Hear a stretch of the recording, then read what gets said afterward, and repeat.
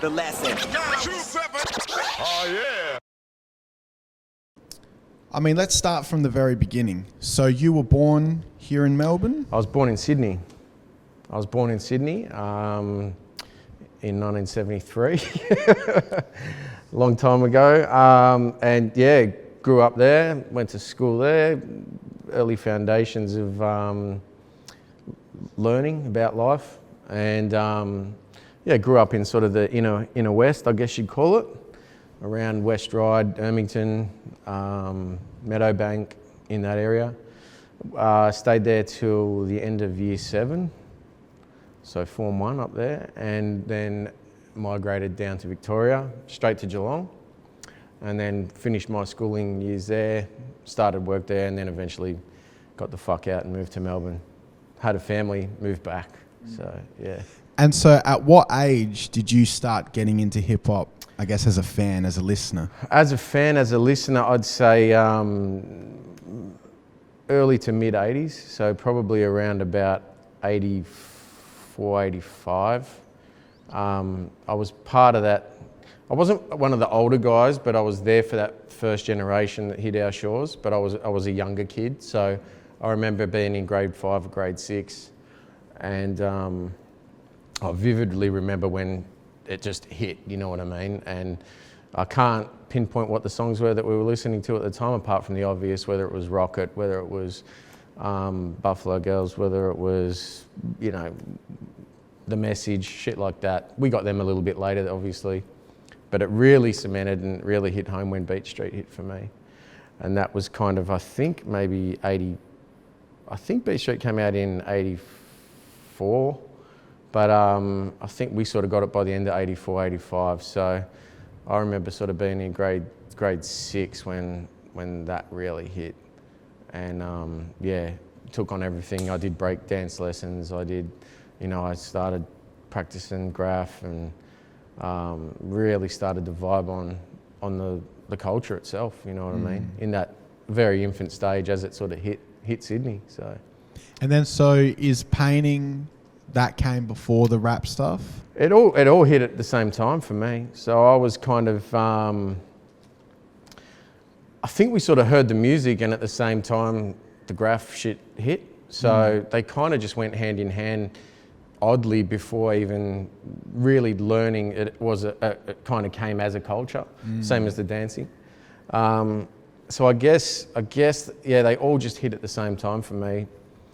Obviously, as far as doing music, I didn't fuck with that for years later, but graph was the easiest thing to get a handle on, as far as you didn't need any money.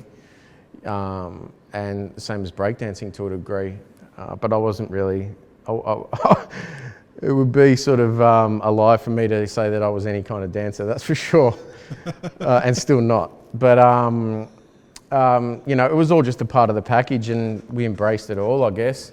I mean, it's funny now when I think that there's, which it's obvious that there is, but there's writers that don't listen to hip hop. And there was writers back then. There was a bigger movement, obviously, in the States of guys that listen to rock or heavy shit or whatever. I think because it all hit us as the one package, so many of us in Australia just kind of adapted to either one and the rest came with it, or picked up a few of the, a few components of it, sort of thing. So. Tell us a little bit about the graph game in, I guess that period of time. So say the late 80s to the mid 90s. Because I hear that, the Melbourne graph scene is different to the Adelaide one. And I can imagine, particularly if you go back years ago, shit was probably a little bit more gully than what it is now. I think so. I mean, I first became attracted to it when it hit, as I said. And I grew up, when I was still in Sydney, I lived in West Ryde and Ermington, which again is that sort of inner western suburb area, and we actually had a distinct crew that went to my school and was known in the area, and they were called WRB, West Ryde Boys, and they had a massive impact on me, because I guess when you're young and the first stuff that you ever see, it always leaves a lasting memory, whether it's the graph, whether it's the music, whatever. And yeah, I went on, for years always thinking of that crew, who later on formed another crew called KOA. They kind of went international and a lot bigger. But you know, from Sydney, I used to go into the city. I was a little kid, so I remember seeing Crime in Style and these other Sydney crews that were pretty big at the time. And then obviously the weird culture shock for me was moving from this massively growing scene at the end of year 7 to Geelong, where it was like, it was dead. You know, there was nothing there. So it was kind of weird because I was really vibing on it and getting into it, and then got shifted down there where there was zero. So I kind of had to forge my own scene down there to a degree. Kept at it, never stopped, and sort of brought people into my world, I guess you could say, which was kind of cool. And then met guys in Melbourne prior to moving up here, and had good relationships with writers up here, and saw sort of from the, I guess you'd say, when did I move down to Victoria? It was 86, I think. So kind of through coming to Melbourne, I got to see what was happening in Melbourne and the scene flourish here. So I kind of saw that the early stages in Sydney, and then got to see that late 80s in Melbourne when it just erupted, and the shit that they were doing was, you know, world class to say the least. Like some of the best in the world came from Melbourne. So I was looking from an hour southwest, but I got to come up and see it sort of really blow up and become, you know, something altogether its own entity and something unbelievable. So it was kind of cool. But yeah, it had a massive impact on, you know, that part of the culture. It grabbed me just as much as the music did, sort of thing. And you know, I did it for many years, and I kind of put it away myself because the music became bigger and something more where I saw myself going. And our crew expanded, and I saw the guys in my crew taking care of business. You know, I didn't need to, and at the same time, as much as I wanted to, I couldn't give it the time that they were. They were the designated, you know, heads handling the graph component of our crew. And you know, they were just burning. They were burning me anyway. So I kind of just jumped into my lane a little bit more and more and more, and eventually kind of, yeah, had a bit of a hiatus from the graph altogether. I still watched on, I still went bombing, and I still joined in missions, but I just kept focusing on the graph, on the rap tip, and just kept honing that, I guess. So, yeah. Do you have any memorable moments? You know, you talk about going on missions. Do you have any memorable missions from back in the day? I've got a stack, yeah. Fill us in. Like, is there any that, you know, particularly stand out? I've literally got bundles and bundles, but as far as standing out, well, there's actually a book coming out very soon, so I don't want to detract from some of the stories in there. But you know, there's lots of cool stories, from, you know, obviously chases to injuries to you know, successful missions to yeah, all manner of stories. But I was unfortunate. I feel that another reason why I didn't go as hard as some others, I got busted twice very young. And it kind of put a little bit of a dampener on sort of, I wouldn't say put a dampener on it altogether for me, but it kind of puts you, you know, sets you back in your place when you're sort of 14 years old, and you go through the police station scenario, and you're too young to go to court. So I still vividly remember going to a building in Geelong where it was like a court prior to children's court. It was like you got a warning ultimately.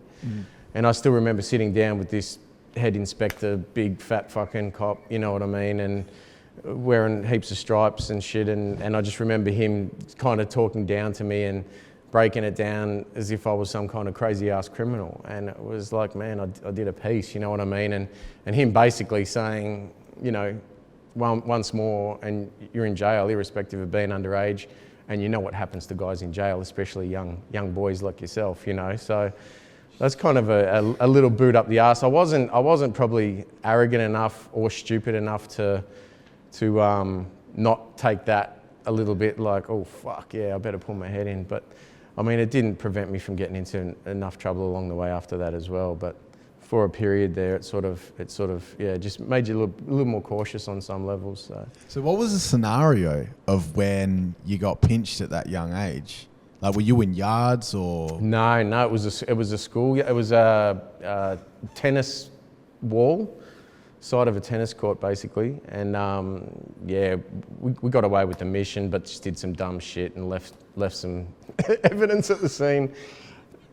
In Geelong, man, there was like 4 riders. You know what I mean? So it wasn't like being in Melbourne or Sydney or Adelaide, even where all signs pointed towards the one couple of dudes really, and it was always going to happen.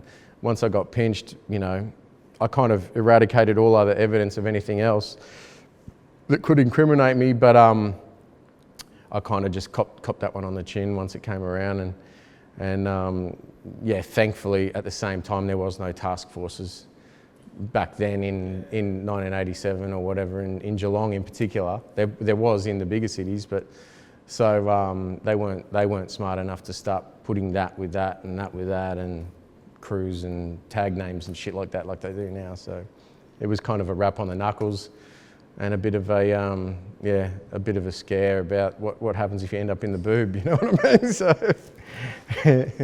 yeah, it's crazy how they can put you in a cell for quite a bit of time just for. Man, I've got a massive issue with it, which is a story for another day. But I've had mates go to prison for longer than rapists. How the fuck could that ever be justifiable? You know what I mean? Painting. Yeah, for painting trains. So you were into the b-boying thing, the graph thing, and I guess you got into the rapping thing around the same time? I definitely got into the music at the same time. And it was what we were getting, I guess, commercially here. So when you're talking mid-80s, basically everything that Australia got, we were just vibing on. It wasn't probably until about 86 that I started to really explore the music further than just listening to it and popping to it or busting some floor moves, whatever. And that's when it started to take over my life, you know what I mean? And yeah, so from sort of 86, the music stuff really started to ingrain itself into everything. I started dubbing over my Kiss tapes with rap tapes, you know what I mean? So I transformed from a kid who was, into the gimmickness of Kiss, didn't really give 2 fucks about the music, but as a little kid, it's what you did, and then started, really.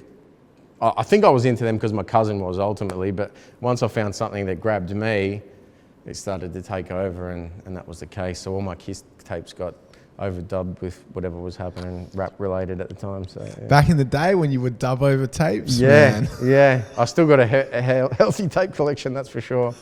So around that time, I mean, off the top of your head, who were some of the dudes that you were listening to, and who, I guess, was there anyone in particular that made you think, man, putting pen to pad, I want to do what he's doing? Yeah, well, I didn't put pen to pad until probably 88. So once we stepped away from what the commercial tip was coming to Australia that we were hearing and what was being marketed here, to that sort of 86, 87 era, I started to get into MC Shan comes to mind as far as someone, that at the time when I made a distinct leap into, it was still massive. It wasn't underground, but it was where the art form was really being exercised properly. I'll say properly for want of a better term, but into where we sort of know it now, you know what I mean? And I remember my cousin gave me a dub of Shan, I think it was Down by Law, and it might have been something before then. No, I actually had something before then. It might have been The Bridge, and then when Down by Law came out, I remember buying the album, and it was one of I think I only had probably 3 or 4, but that one still sticks out as an original piece that I still own from, I think 86 that came out. Don't quote me on that year, but I've got a feeling it was. So, and then from there, obviously that led to more Juice Crew stuff. So Big Daddy Kane by 87, and by the time sort of 88 came around, I'd say from that, Kane was probably the first person to make me want to sort of emulate his shit. And that's like the Long Live the Kane album, basically. That was, Kane is in my top 5 MCs, and on the strength of album 1 and half of album 2, like it's still, you know, he's still unbelievable. You've probably seen his live shows. He's like, it's something to behold, really. You know what I mean? But yeah, listening to that album, I really started to get into it and start to dabble a little bit with the pen on the paper. You know, so I'd say by '88, I'd started to come up with a little bit of shit. Then rolling into '89, you know, as I was doing it, no one knew this, you know what I mean? I was doing my own little tapes. I had two boxes, 2 decks, and I'd be playing, you know, something on this, Spoonie G's Godfather instrumental, and rapping into, you know, play on this and record on this one and rapping into this one just with two little boomies, you know what I mean? No one was ever going to hear it. And then it got to the point where I met who became my rap and graph partner, Ray's Run for Cover crew. I met him in '89. He came from England, or he came back from England, and I remember I had a stack of raps I'd written, and my rhyme writing had even already started to elevate, I thought, at that time. I'd started to, by '89, I was listening to a lot more, you know, lyricism, I guess you'd say. And I remember meeting him, and we kind of, we met up on the first day, and I had the raps in my pocket. We jumped on the V line to head to Melbourne to go to Central Station and cop some tapes, grab some graph flicks, and I sort of, yeah, really distinctly remember actually pulling the raps out on the train, because we were talking graph shit for half an hour. And then I was like, and my boys were like, oh yeah, Trem raps as well or whatever. And he was like, and I was like, yeah, check these out. And I remember him reading it, and then me rapping something and him just going, that's fucking not you. You know what I mean? No way, man, no way. It took a little bit of convincing, but it was me. And he was one of the driving forces back then, sort of '89, '90, to get going with it. So kind of really started to evolve and take shape from then on, I guess, you know.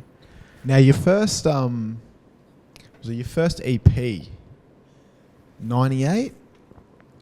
98, yeah. It was done in 97. It didn't drop till the start of 98, yeah. Sheer Talent. Yeah, that's it, yeah. So what was happening between, I guess, 89 and 98?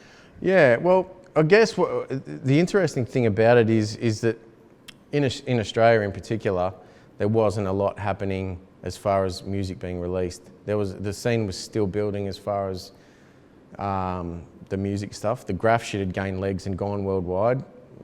Musically, we were still very much, guys were just rapping in their bedrooms and just starting to rap. You know, DJs were already starting to get gigs and find their feet and become known. But as far as MCs, there was few and far between. And I remember '89 is when the AKA brothers, who was a local Melbourne crew, dropped their first 12-inch. And to me, that was a real defining factor in actually having the belief that, okay, I can listen to Kane and I can listen to G-Rap, and sort of by, I think, '89, Finesse's album dropped, who was another massive inspiration to me. Return of the Funky Man? Yes. Funky Technician. Funky Technician dropped. Yeah. With Mike Smooth. That's it, yeah. But Primo did all the cuts, so worked that one out. Oh, did he? Yeah. Oh, no shit, I never knew that. No yeah, shit. that bugged us for years, that one. But what happened is I remember AKA dropped, and so going from kind of busting these little raps to your mates to actually someone putting some shit out, it was a case of saying, well, fuck, we can do this, you know what I mean? You can actually follow through with it and not just bust raps, even if it's at a little shitty jam or if it's just to your mates in the park getting pissed on a Friday night or whatever. There must be some avenues to actually put it out. So they were, for me, they were the forefront. I know some shit was happening in Sydney, and I'm not sure of what was happening in Adelaide in the late 80s musically, but, you know, AKA was the defining factor for me as far as a local artist, you know, completely being responsible for me saying, yeah, fuck it, I'm going to keep writing, keep doing this. So I guess to add on to that then, so that kind of gave us a little bit more. We started to come up from Geelong to Melbourne and start to find out more about gigs and go to local events, shit like that. But, you know, as it grew, I guess we kind of grew with it. But a funny one is prior to Ray's actually becoming my rapping partner, my first rapping partner was a guy named Jamie MCJ, and he was like a 7-foot black guy from Harlem. His old man was a Harlem Globetrotter. And he was older than me, so I was still only 16 or something. And his place, he lived in Geelong as well. And I can't remember how we met up with him, but he was like, come over, I got a little setup and shit. So his place was the first place we went to in like 89, must have been maybe 1990, that had decks, you know, shitty old fucking belt drives that, you know, and his DJ had this like mixer this big, but it was like, fuck, we were bugging, and a sound system set up in the tin shed, you know what I mean? So we were kind of bugging on this, and he was like, come over, you know, check it out. We came over, and his DJ was playing like Simon Harris records and cutting over it and shit like that. And then, so we used to go over there on weekends, and that's actually where I started to go from rapping like this to actually holding a microphone and almost like half putting on a show of some description. And the funny thing is that what that turned into was my first live performance. So I heard on PBS at the time, on Step Into the AM, that Ransom had actually, who was in the AKA Brothers, he was advertising for like a little open mic session at the entertainment centre it was at the time, near Rod Laver. And you know, it was a chance to local MCs to get up and flex. This must have been actually about 1990, because by now I'd started to realise there was a lot more happening in Melbourne than just like sort of those key acts. And so we planned to come up and hit this show in Melbourne from Geelong, you know, and we worked out this little 15-minute set. So it's like Trem at like 16 years old, this 7-foot black guy who's like 25 from Harlem, and an Aboriginal DJ. And it was crazy, man, you know what I mean? So we kind of, they packed up the car, drove up, I caught the train up with my boys, and we got there, and yeah, it was just real surreal to walk in and see these guys that I've been listening to on PBS or seen their graph, or and it was bugged, and yeah, we just jumped up and did our little 15-minute thing. The funniest thing is Choice Cuts, who was a DJ for AKA at the time, he had the setup there, so he had the 1200s, probably a Gemini mixer or something at the time. Yeah. But our DJ brought his own fucked up setup, and they were like, just jump up and do your shit, and he's like, nah man, I want to set up my own shit. So they're like, I could see Ransom and Choice Cuts kind of snickering at this dude who's like, they've parked this other table up next to him, and he's pulled out these busted up, you know, belt drive joints and this fucked up, I don't know, disco mixer or something.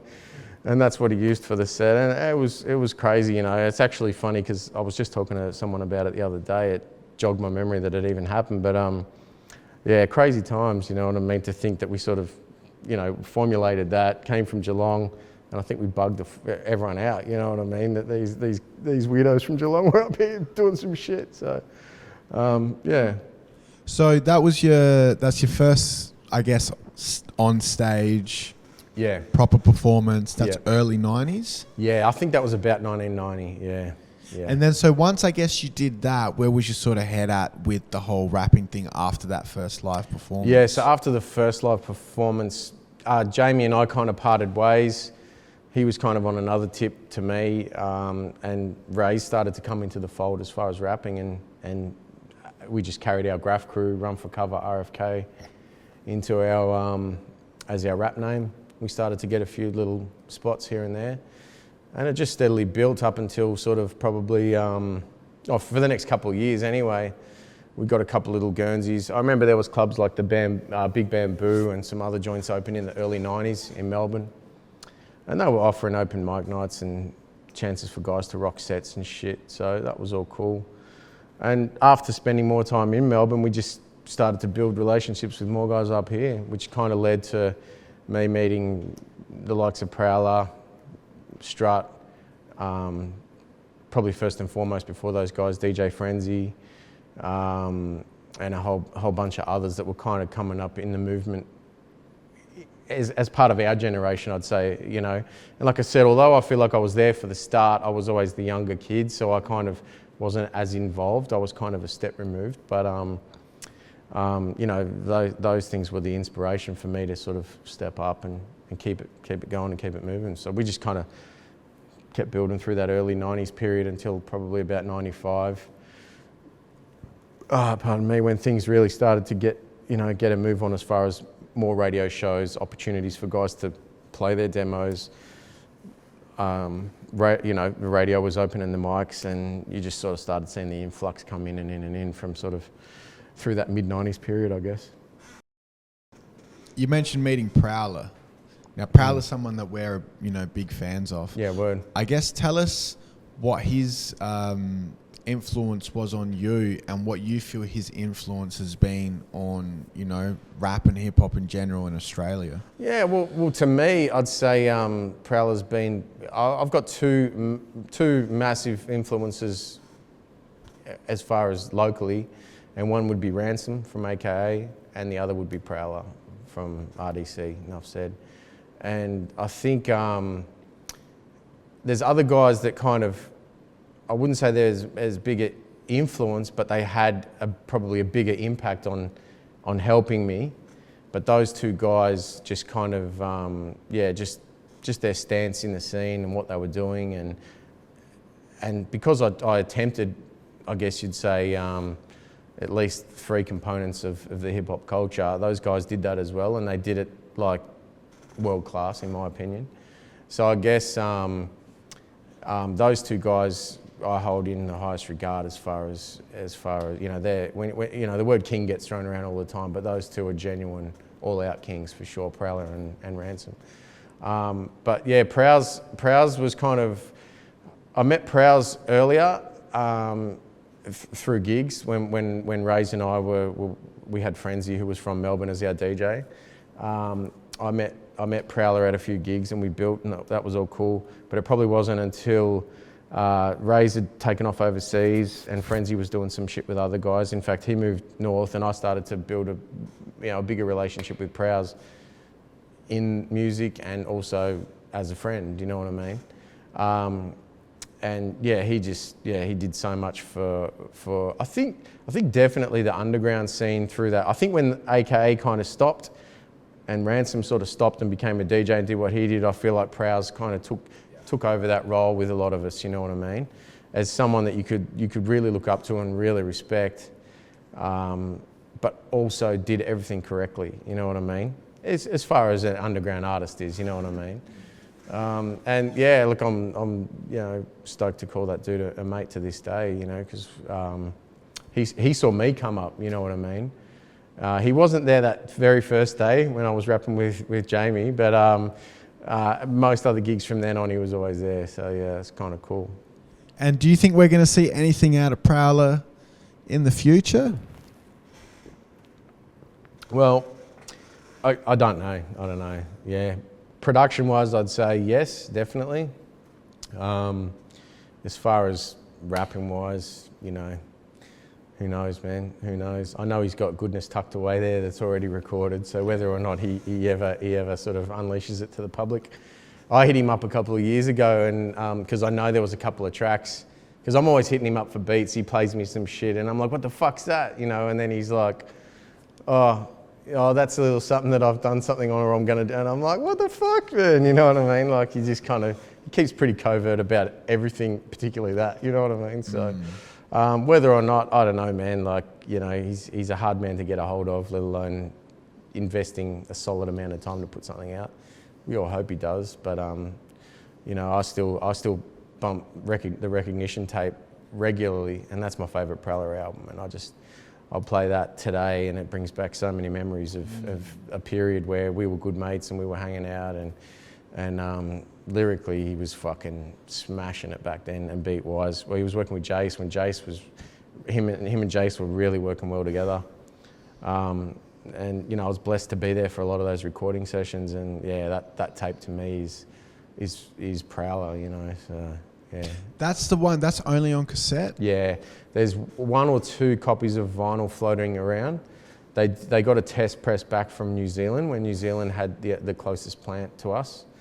And I don't think I don't think it sort of ticked many boxes as far as the quality of the press itself. But I've been trying to hit up Menace from Nuff Said, who's living in Hong Kong now. Every time he talks about it, I'm like, how much do you want for that one copy, man? You know what I mean? So, yeah, that's a bit of a grail, that one, that's for sure. So. And then what were your thoughts on Money Walks and Lone Wolf? Because I personally really dig them joints. And I think they're like mid to late 90s. Yeah, well, I think Money Walks is probably the most well-known thing he dropped. And I think most people rate Money Walks as their favourite Prowler release. And again, I was there for a lot of that shit. And yeah, I love it, man. I think recognition is just real time and place for me. And that's what, you know, I mean, there's one of the tracks on there is just a grab from a studio session at PBS Live that we did. And myself, the formulators, so Rob Nat and Bobby Balance were there, Deadly. And yeah, it's just one of those sessions. So it's kind of all in that era, you know what I mean, of when we did it. But then Lone Wolf at the same time is for me as well. I probably rate Lone Wolf as my second favourite to recognition. So yeah, I remember when I pissed off overseas in 2003. That was one of the only CDs I took with me, you know, and it just got a million spins, you know. What's the joint on there that I mean, there might be a few joints or a couple of joints that you feature on. Yeah, I only feature on one. Okay, good. Yeah, Renown. Yeah, that shit's there's two versions of the track. There's another version on it. Okay, yeah.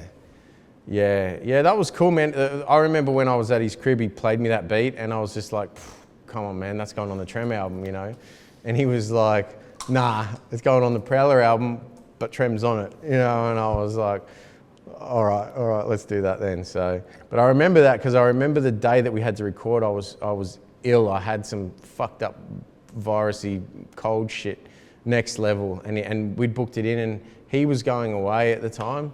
I think he was leaving the next day or something, and he said, man, you've got to do it this weekend. So I rocked up and I just fought through to do it. I sound fucked up on the track, but it was just, I wasn't going to miss the opportunity, you know what I mean? And the remix, which featured on another release later, we actually re-recorded it, which was cool. So we got the opportunity to go back in and re-record it for the remix. So tell us a little bit about Sheer Talent, because you dropped that in 98, but when did you actually consciously, I guess, start recording for that EP? And then tell us, once you dropped it, you know, what sort of response and what sort of feedback and what impact did that have for you? Well, in that 90s gap that we were talking about before, I worked with a lot of different DJs and producers.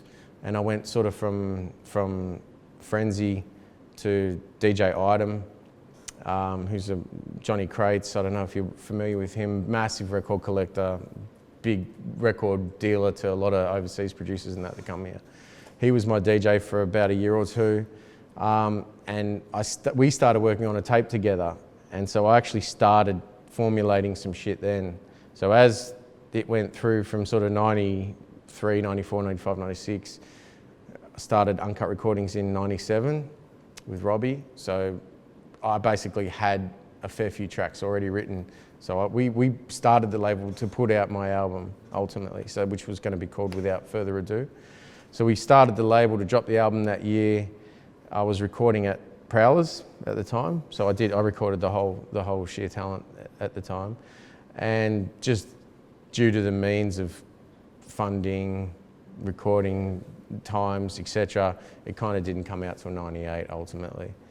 But lyrically, it was kind of a build-up of, I got a track on there called 1992, which was actually done prior with Johnny Item in 1992. So I just kind of, I re-recorded the track, we kept all the samples and that the same, we just kind of reconstructed it, put it back together again. So, you know, that 12 EP, whatever you want to call it, came out, was a span of kind of tracks done in that sort of five years, I suppose you could say, sort of thing. So the album never came out. I don't know why. Well, I do know why. I always wanted to put out some wax, you know what I mean? It was kind of everyone wanted to do wax, particularly back then. And unfortunately, cost, the fact that there was really only one plant in Australia at the time by then, it was too hard to do. So most guys were just pumping out tapes.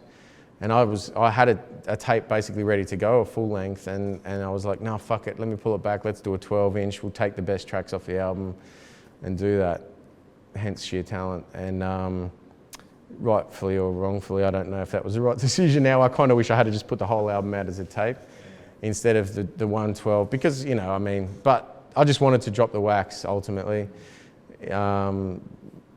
Yeah, again, in hindsight, I probably wish I didn't, because I feel like I learnt so much not long after that. You learn from putting shit out, and I'd never actually put anything out. So to sort of go straight to wax, aside from a couple of demos, it was kind of pretty crazy. But you know, it is what it is. So. And then once you put it out, how was the reception? Was it what you expected, or were you not really expecting anything, or what? Man, I wasn't expecting anything, you know what I mean? I did it for me. I had some good mates in most of the major cities around Australia that had contacts with the store, or, you know, most of the guys that were working in the stores at the time actually were in the scene as well. So, you know, a Rocking Horse in Brisbane had hams. You know, that was kind of the case everywhere. So we kind of built a pretty good rapport, whether it was via graph or the music itself, with guys pretty much in most states. So I knew I had enough contacts to distribute them, you know, around the States. But as far as where it went, who gave a fuck? I mean, that was part of the reason why we didn't do vinyl, was because you had to pour a few G's into it with, you know, 90% chance that's gone, you know what I mean? If they don't sell, then they're coming back. But, you know, I didn't give a fuck at the time. I was like, well, you know, I just want to do it. So tapes was a cheaper option, obviously. But, yeah, we did it, and it was kind of cool. And I kind of look back now, and I still love the lyrics and I love the beats, but I think the thing you learn the most about when you're putting product out is you actually learn more about your delivery and how to record. You know, we had a primitive setup at Prowlers at the time, and my rapping style probably wasn't really suited to it, you know. But, you know, that's kind of things that you learn along the way, and I guess, yeah, without doing that, we wouldn't have moved on to the next thing. So it's cool. It was a cool thing. So the next thing was the Amateurs EP. Now, that was 99, so that was the following year. Correct, yeah. So basically, once you dropped that, all the stuff that's on the Amateurs EP, did you start recording that straight after that? Yeah, we pretty much were recording it at the same time. So the stuff on the Amateurs 12 was actually stuff for the album as well.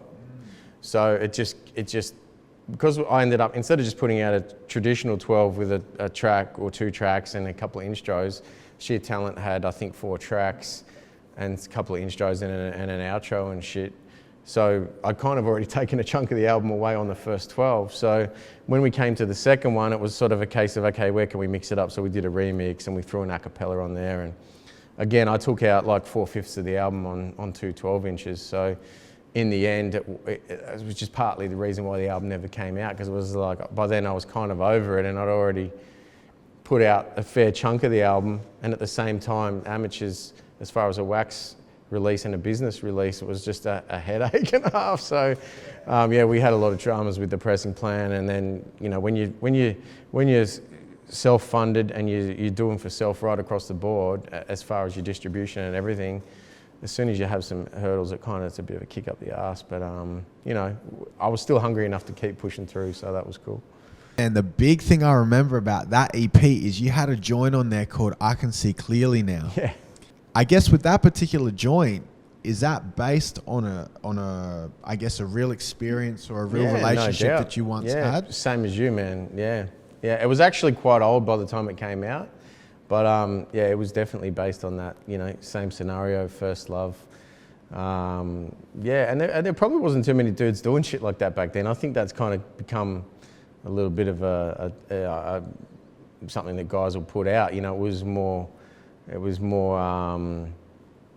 I think to kind of show the vulnerability side, and then show fuck you bitch at the end. You know what I mean? It was like no one had kind of done it quite like that. Well, I hadn't heard it if that was the case.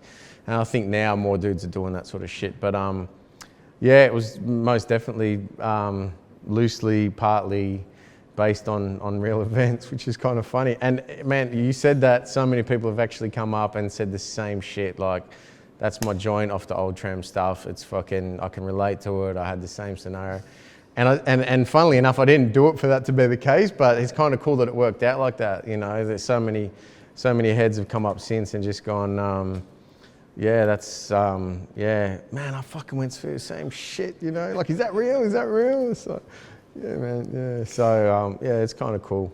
Yeah, man. I mean, I think a lot of dudes have been through that story. I mean, Yeah. probably 90% of dudes I know have been through a similar. I'd say sort of everyone has scenario. in some case, you know what I mean? So. And you had that line in there because I used to live in Melbourne, and I used to skateboard back in the day. So you went to Paran Bowl? And you had that line, like something to the extent of chilling in Paran Bowl, Yeah. scheming on some moles or something. Yeah, and that was the spot back in the day. So back in that sort of, when are we looking? In the 90s, I'd say around that 90, 93, earlier, probably 91, 92, 93, that was a bit of a hangout spot for sure. So I spent a lot of time there then. Paran Bowl also had that big half pipe there. Yeah, yeah. You'd be familiar with Ben and Tass Pappas? Yeah, yeah. Did you ever meet them down there while I you met was them hanging down out there. Yeah. I didn't skate. I had a bash, but I was fucked up at skating. But we used to drink there, and a lot of graffiti writers used to drink there as well. So, but yeah, I met those dudes. I don't know them, but I know some good skaters from there. I don't know if you know Benny Harris. You know Ben Harris? The name definitely rings a bell. Yeah, yeah. He's a dude I'm still mates with now. But yeah, there was a lot of good skaters come and go from that area, man. That was like I'm assuming I'm not heavily entrenched in the skate world, but you know, a lot of good dudes came from that spot for sure. It was a good spot. Culture of Kings Word. is, I guess, you know, particularly the first one, is seen as like the Australian hip hop compilation. And I imagine there was possibly some compilations before that. But there was a mixtape called The Formula Yeah, word. before Culture of Kings 1. I believe so, yeah. So tell us a little bit. Yeah, don't quote me on that. Tell us a little bit about that mixtape. Actually, I'm assuming it was. When did Culture of Kings come out? I think early 2000s. Yeah. 2001, 2002, but don't Yeah, quote it would have me. been probably 2001-ish, I reckon, because yeah. But the formula itself, I think it came out just before, or maybe a year or so before. Now, the formula itself was a radio show, hip-hop show in Melbourne that carried on from Step Into the AM. So Chrissy had Step Into the AM, and Stewie and Bias had the formula. And yeah, I mean, it kind of took off where Step Into the AM left off, I guess, and those things were both institutions. I guess it depends on who you speak to and what generation they came from. You know, when I was an avid, I mean, I'm still a fan first, I can honestly tell you that, but when I was just a fan and just writing my little raps at home, Step Into the AM was everything to me. When the formula came out, I was probably getting more entrenched in the scene. Although I still listened, I was probably in there more, or I was out more doing shit, you know what I mean? But that next generation of guys 5 years younger than me, I call that a generation, call it what you will, but you know, that was their Step Into the AM, and yeah, they basically, it just mirrored what Step Into the AM did with the next leg of guys coming through, and yeah, it was basically a spot for most local MCs or touring MCs or whatever to come in and have the opportunity to flex, you know, live sort of thing. So that was a real pivotal part to Melbourne hip hop, as was Step Into the AM. And I guess as, you know, when Step Into the AM was live, you had this crew and that crew and these guys and them guys in there. But by the time the formula kicked off, the scene had obviously grown, and there was hundreds more MCs. So it was harder to get a Guernsey in there, and you had to fight for a spot. And when you went in, you had to, it wasn't just kind of like showcasing I'm here, you knew you had competition as well. So that was cool, man. And that saw a lot of, that was kind of the birthplace for a lot of guys that came through, really. And yeah, we went up there enough times as well, which was cool. Always a good spot, you know. It was chill, you know.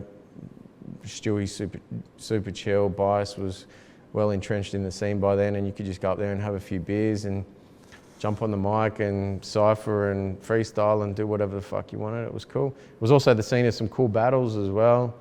But yeah, obviously they had the luxury come time to put out some form of physical. And they said, let's chuck a tape with the best of the best, or what they deemed to be the best of the best, or whatever at that point. And yeah, they put together a really cool little tape. So yeah, it did what it did.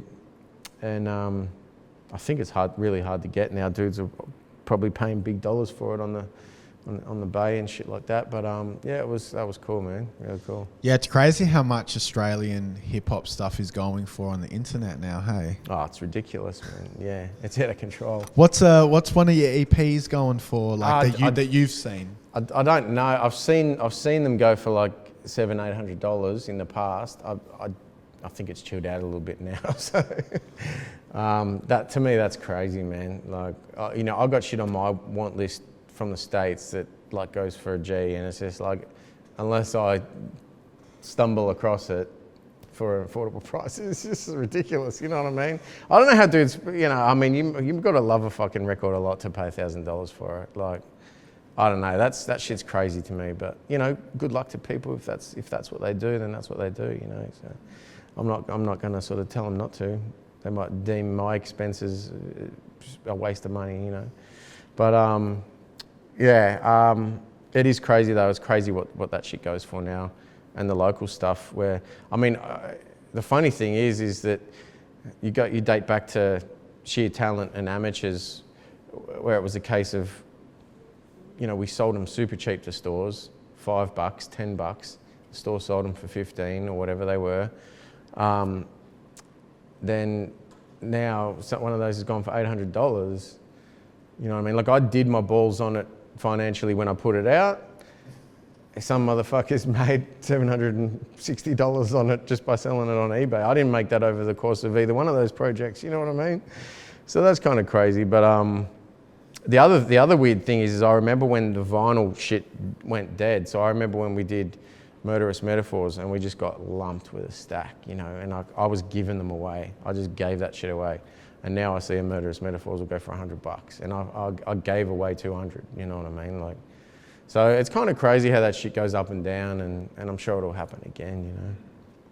What's your take on, I guess, vinyl, Australian hip hop vinyl now, in terms of, you know, dudes buying up, waiting till it's sold out, and then flipping it for 3, 4, 5 times the value? Yeah, oh man, look, as a label and a distributor, it's something that I've seen sort of both sides of, and we tried to, depending on the nature of the release, we sort of try to limit that happening. At the same time, it doesn't stop guys doing it. If they can and they want to do it and they want to run the risk on it or whatever, and they've got the means to buy that many copies, then there's nothing you can really do to stop it. I mean, we've put limits on stuff online if they're really limited, because I remember when For the Term came out, guys were buying up 5, 10 copies, and I think I did 300 to start with, and they just went in 10 minutes. You know, it was just like, and then they were going to Clinic 116, or they were going to fucking wherever and lining up on drop day, you know, the next day, and because the store's about to open, and buying 5 more and shit like that. So, you know, I ended up kind of combating that by doing like a limited rerun without a cover, and so we had the gatefold on the original. So I just dropped a black cover with a sticker, just because I had 100 people hit me up and say, "Man, I missed out. If you ever repress it, let me know." You know, and it was, and like, I'm not paying $300 tomorrow for it. You know what I mean? It's just like, I don't blame you. You know what I mean? So, yeah. But it is crazy, man. It's crazy that dudes are willing to do that, and you know. But again, if that's how they want to do it, run the risk, then do it. You know. Surely it's got to come to a, if it hasn't already, got to come to a peak soon, because I see shit going for ridiculous prices. That's not necessarily even that old. Yeah. You know, shit that might have come out 6-7 years ago, and is now going for hundreds of dollars. Like the Hood's, I mean that's a bit older, but the Hood's first record that got pressed on wax. What was that? Was it Back Once Again? Back Once Again, yeah. And they have the green They copy. have the marble green. Yeah, and I yeah. think they might have a couple other colours or some shit. Yeah. I remember speaking to someone a long time ago. They said that they sold a couple copies at $900 a piece. Now that would have been, when they did that, that would have been 2005-ish. Wow. I've been told that shit's online now for like over a G, Yeah. easy, like close to 2G. I think I heard someone say that they either sold it or bought it for 222. Wow. And I'm just thinking, I gave a copy of that to Rob Knapp, man. I had dubs and I just said, here, you can have one, man. Like, what a fucking idiot. has he still got it? I don't know, man. No, he probably sold it for $2,000. Yeah, the dude that I spoke to is probably the dude. Yeah. I bought one for 2,200, man. It's fucking sweet. Oh, that's crazy. Yeah, no, that's crazy. Particularly for the younger cats Yeah. that really would not have any sort of connection to how it was back then. Give us a brief rundown on what it was like, you know, in that era when you're going to shows, whether it's to watch it or to perform at that shit. Yeah. Give us a bit of a rundown of like what the atmosphere was like. Yeah, it's kind of crazy because, like I said, you think when the scene here was very small, it was we did gigs or went to gigs where there was 20, 25, 30, 35, 40 guys, and back when graph beefs were still really prevalent. You'd have two sides of town or rivaling crews that were there. So there was always a tension in the air anyway. And then someone might not like the look of you, so you didn't want to get caught up in that as well. Or you might have wanted to get caught up in it, depending on how you were. So just going to a gig was a different scenario, being a punter in the crowd. And as I said before, let alone being a performer and getting up and potentially not being liked or for whatever reason, you know, you had to have some serious balls or be fucking stupid enough to do so, you know what I mean? It was a case of saying, all right, well, I believe strongly enough in what I want to do that I'm going to get up there and flex it, irrespective of what the 30 guys out here think. You know, I got my 4 guys here in the corner that are like, they want to see it too, so this is for us, you know, and I guess, you know, you do that and you sort of prove yourself enough, if you have got skills, then you're hopefully that these guys are going to buy in a little bit more and they're going to say, oh yeah, man, check this dude out next time or whatever. But there was definitely a lot of tension in the air, a lot of fights at shows. I mean, I think it's endemic in our culture that gigs that start up and they shut down and they start up and they shut down. And I think that stems back to a culture which it was that ingrained into, that it was a no-brainer, you know what I mean?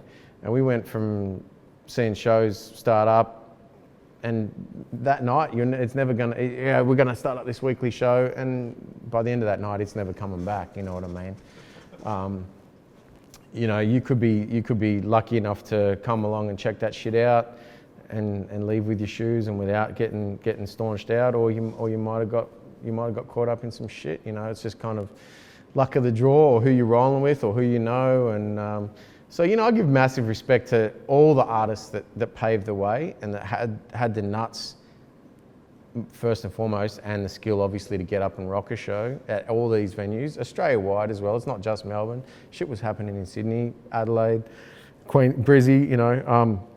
But to actually get up and do it, but also, you know, to the guys that actually just went out there and supported, you know what I mean? Because you know, I see guys whinge about having to pay $20 for a gig now. Well, you had to pay $20 for a gig back then, and you might have actually got fucking shanked and go home with your socks on, mate. You know what I mean? Like, that's how it was. Like, nowadays, you're just complaining about fucking 2 drinks worth. You can't get in. Come on, man. Support the people that you love, you know? So it was extra real then. And you weren't driving, you know, everyone was catching trains, so you had to run the risk on the train trip in as well that some shit was going to go down, so...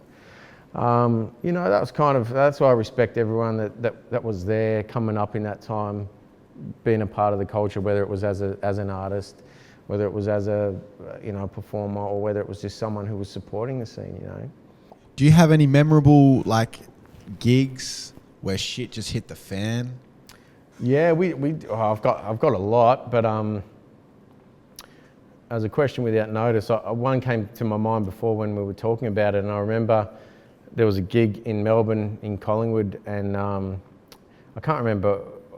I don't even know if we were on. We might have been, but I remember shit got so out of hand. It was next level, where the bouncers just submitted. They got cleaned up.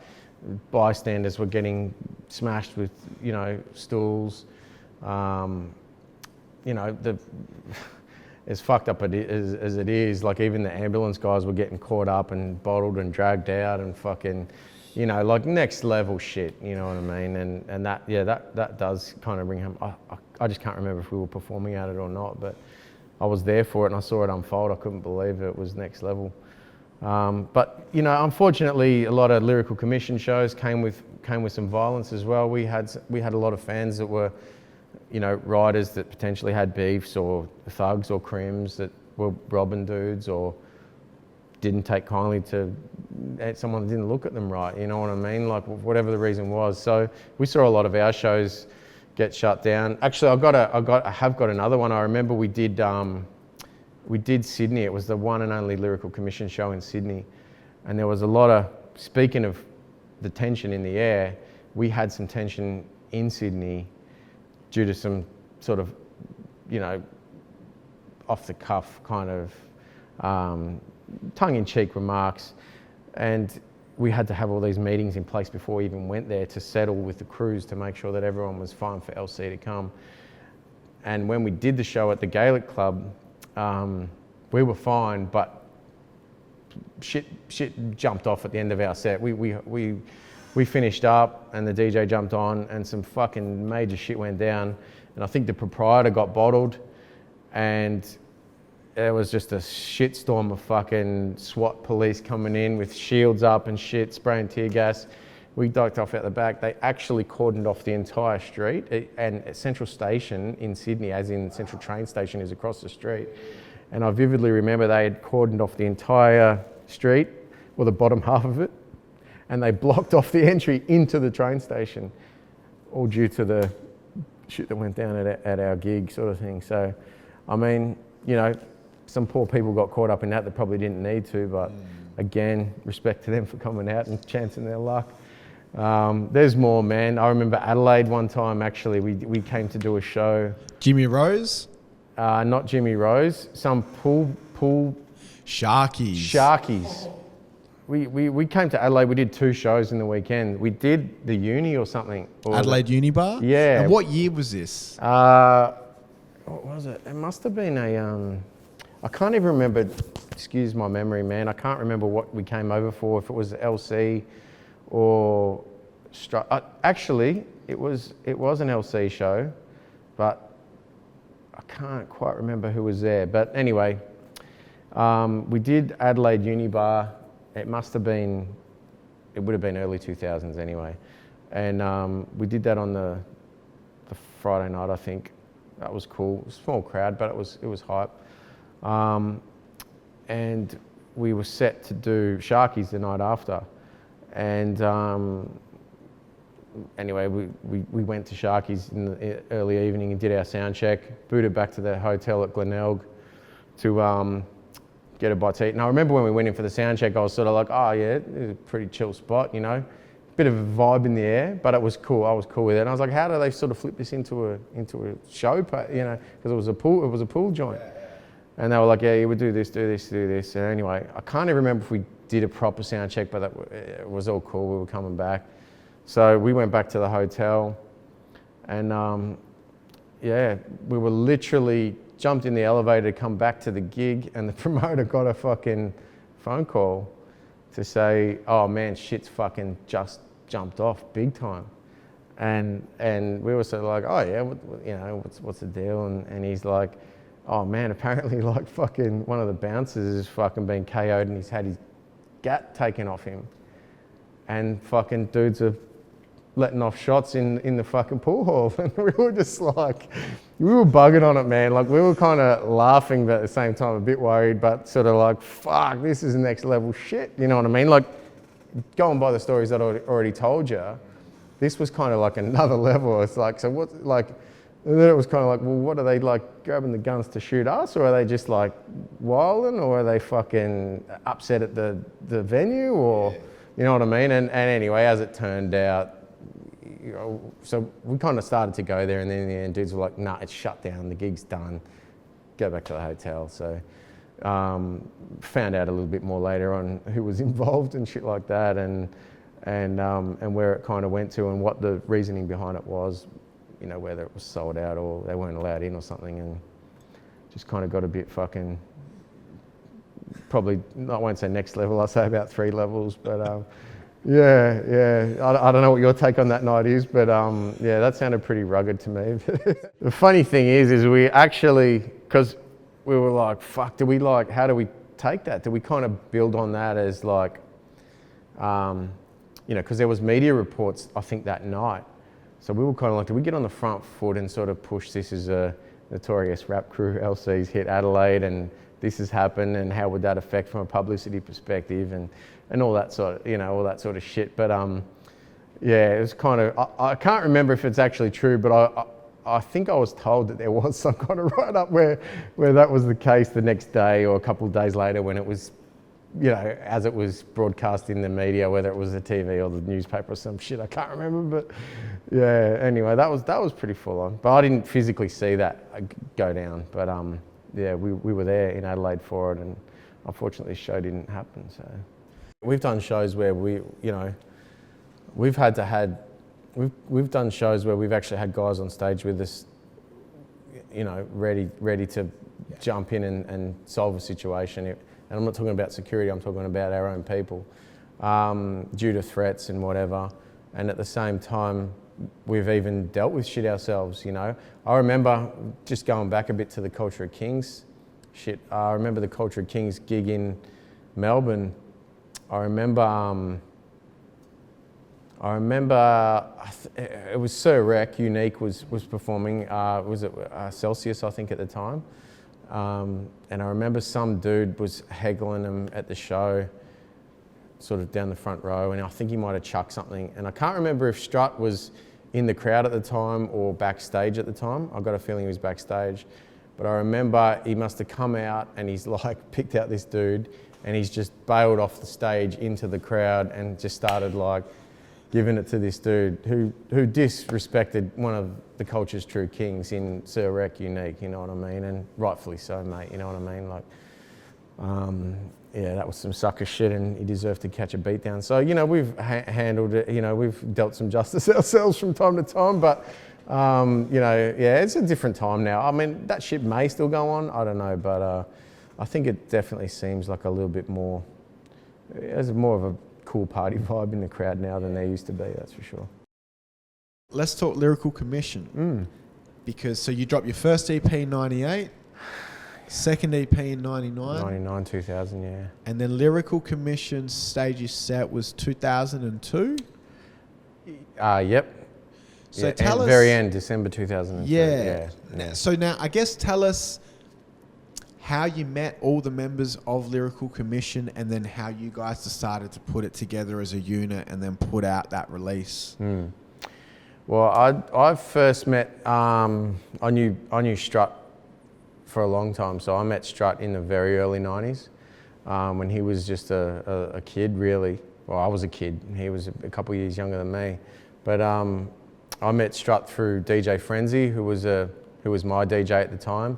And he lived out on the east side of Melbourne, you know, a couple stops away from where Strutter lived.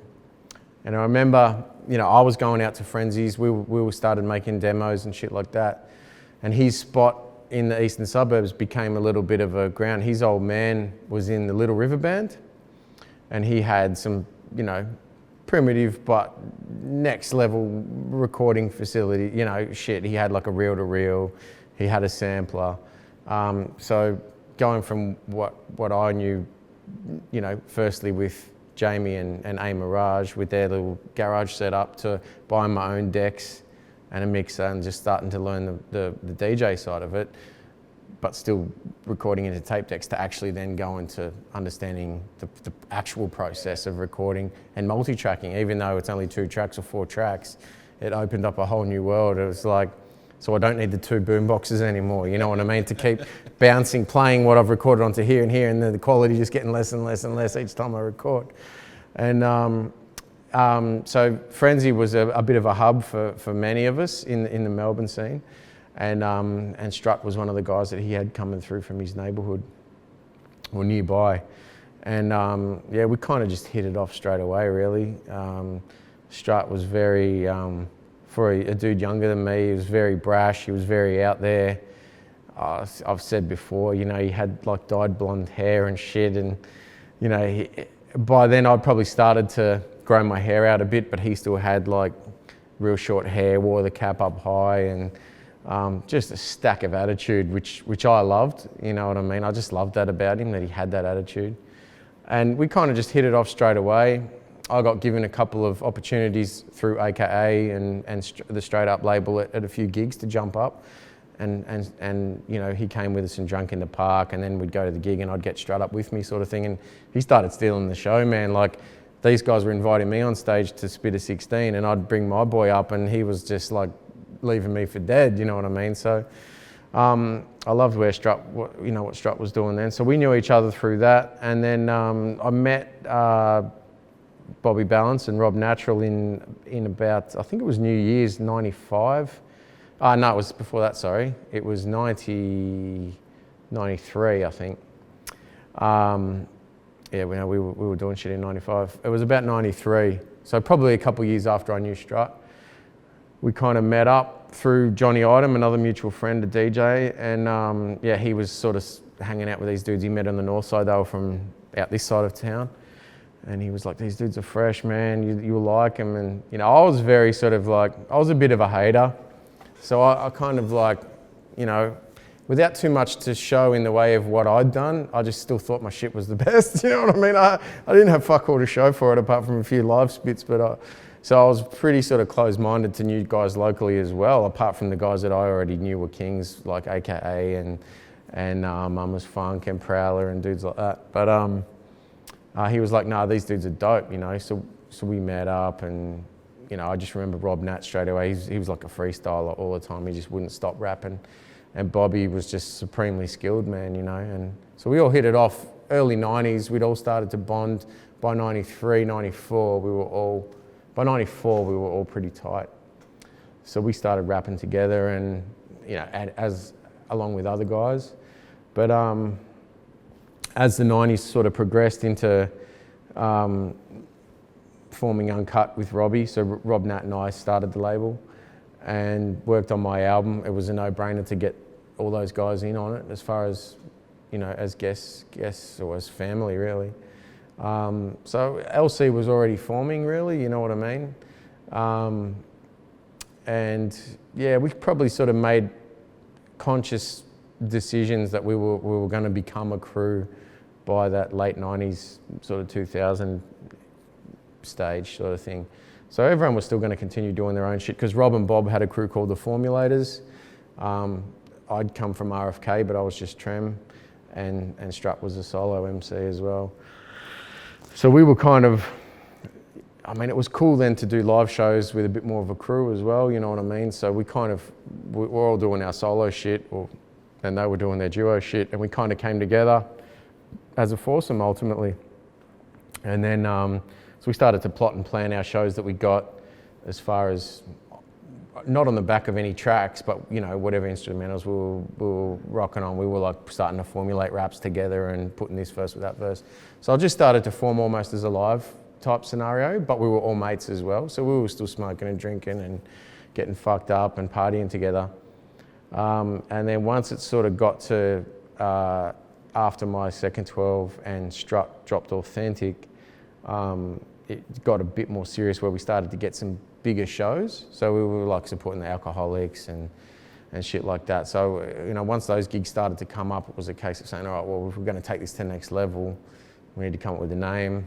LC was formed. On the back of Bobby Balance had a track called the Lyrical Commission on Prowler's Rock the City comp, I think it was. So that was that's where it all sort of started. And then as we started doing all these live shows, dudes were like, well, you know, you guys putting anything out, you know what I mean? Like, so it just evolved from there. It was like, all right, well, let's do something, you know what I mean? So we kind of consciously sat down and made the idea to make an album.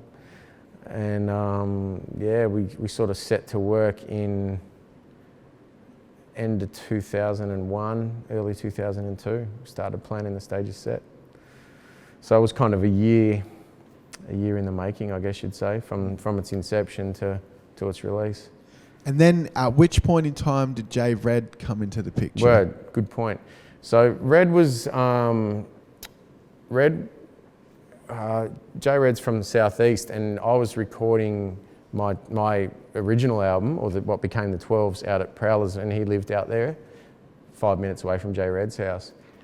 And when I was doing Amateurs, or a couple of the tracks off it, we were just talking about DJs, because I did some cuts, Prowls did some cuts, Deadly did some cuts on both my 12s. So we kind of all just, you know, we were just cutting the choruses basically. And I sort of was like, oh, you know, it'd be cool to get someone, you know, new, firstly, and someone who's just strictly a DJ on a joint or two. So he was like, there's this kid around the corner, J Red.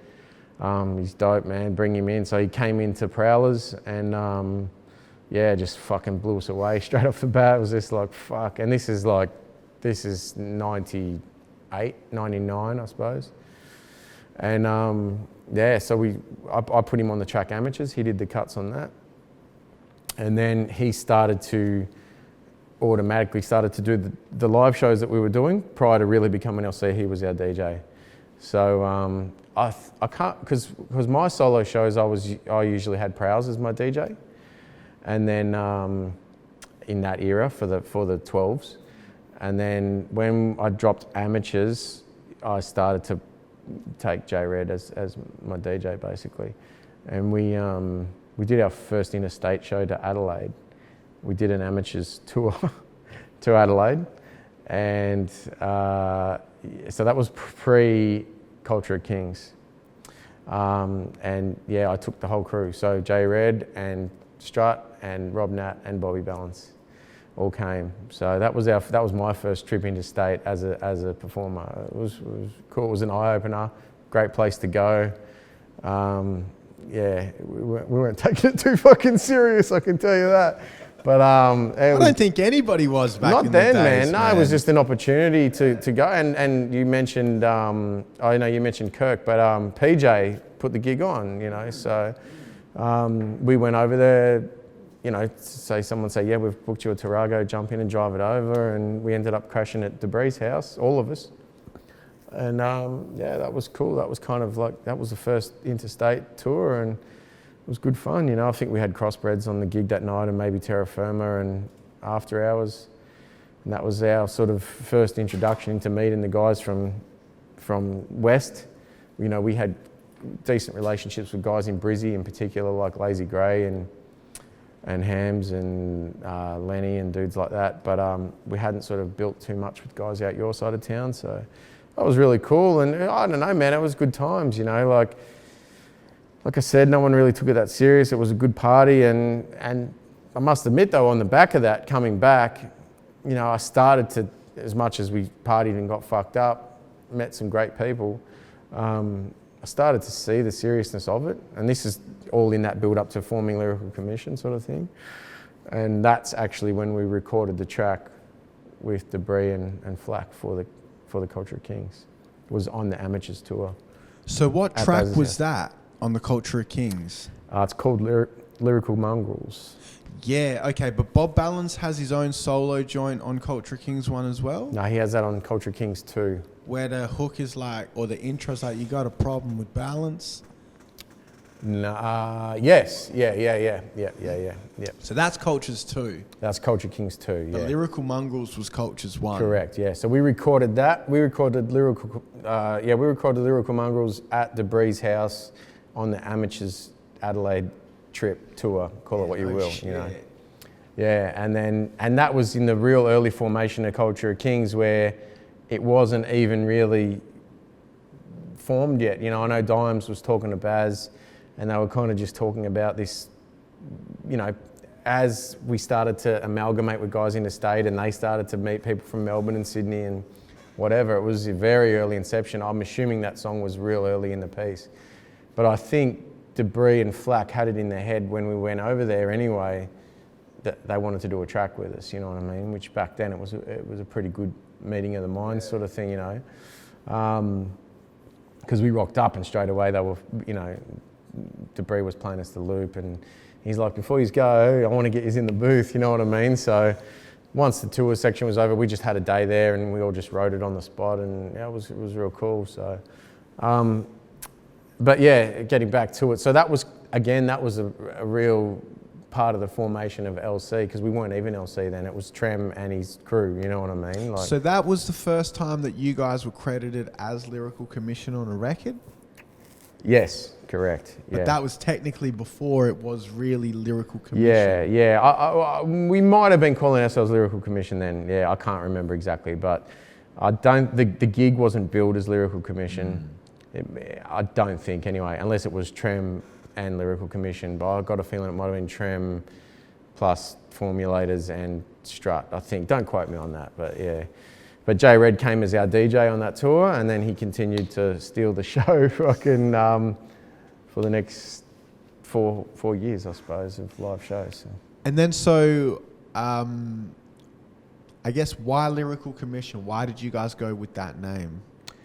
Yeah, as I said, Bob Ballance had a track called Lyrical Commission, and one of the things that I think we all identified, and I know I did, is that lyrically, even, you know, keeping J Red out of the picture for a minute, I felt like the four of us couldn't be touched, or at least we were pushing, you know, skills lyrically that I wasn't seeing. I'm not saying that wasn't here, but the shit I was hearing wasn't really touching us. And we kind of,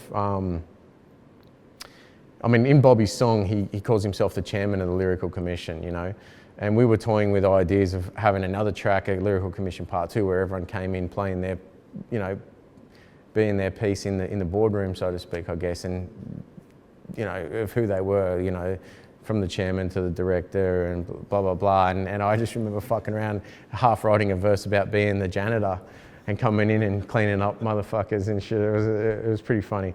But it kind of just served as a pretty cool foundation for where we were at, because it was really lyrical. And it was something that we were really focused on.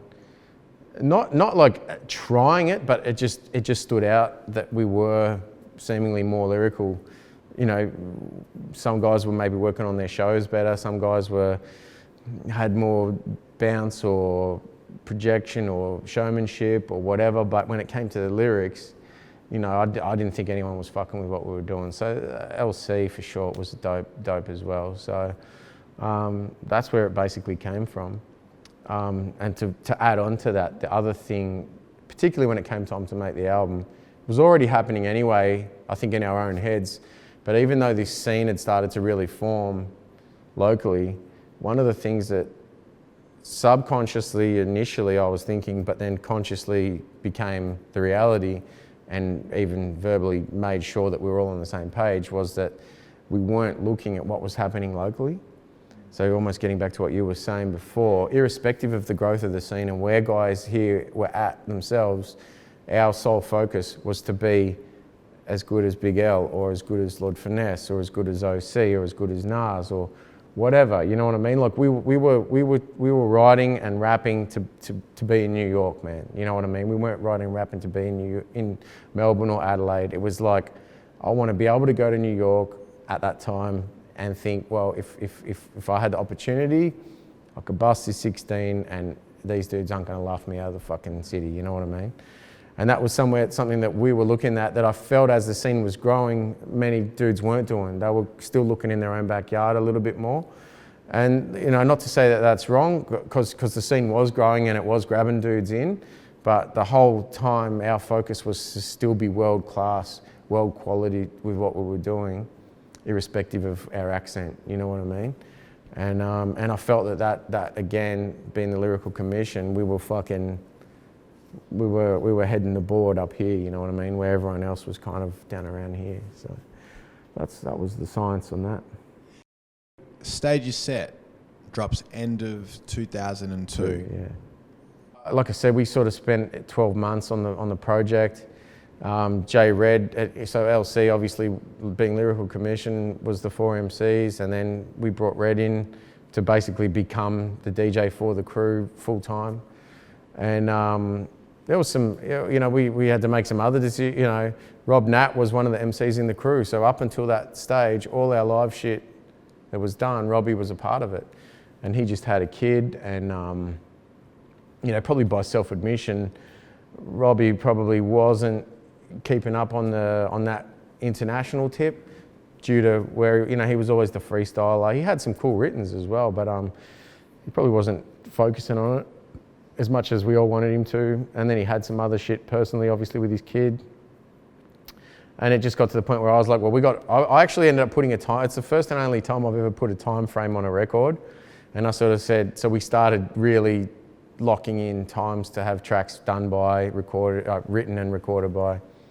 And I just said, if you think you can come with it 110%, then that's all cool. But if not, then, you know, unfortunately, we're going to have to keep it moving, sort of thing. So we kind of came to I'd like to think it was a semi-mutual decision, but it probably wasn't. And it was a hard decision for me to sort of end up having those discussions with him, you know, and because he's still a mate of mine today. But as one of the founding members of the crew as well, like I said, I think by self-admission, he could see where the crew was going. And we were trying to give it our all at that time as well. And he was kind of venturing off in his writing and shit like that too, you know, with Unkut.com.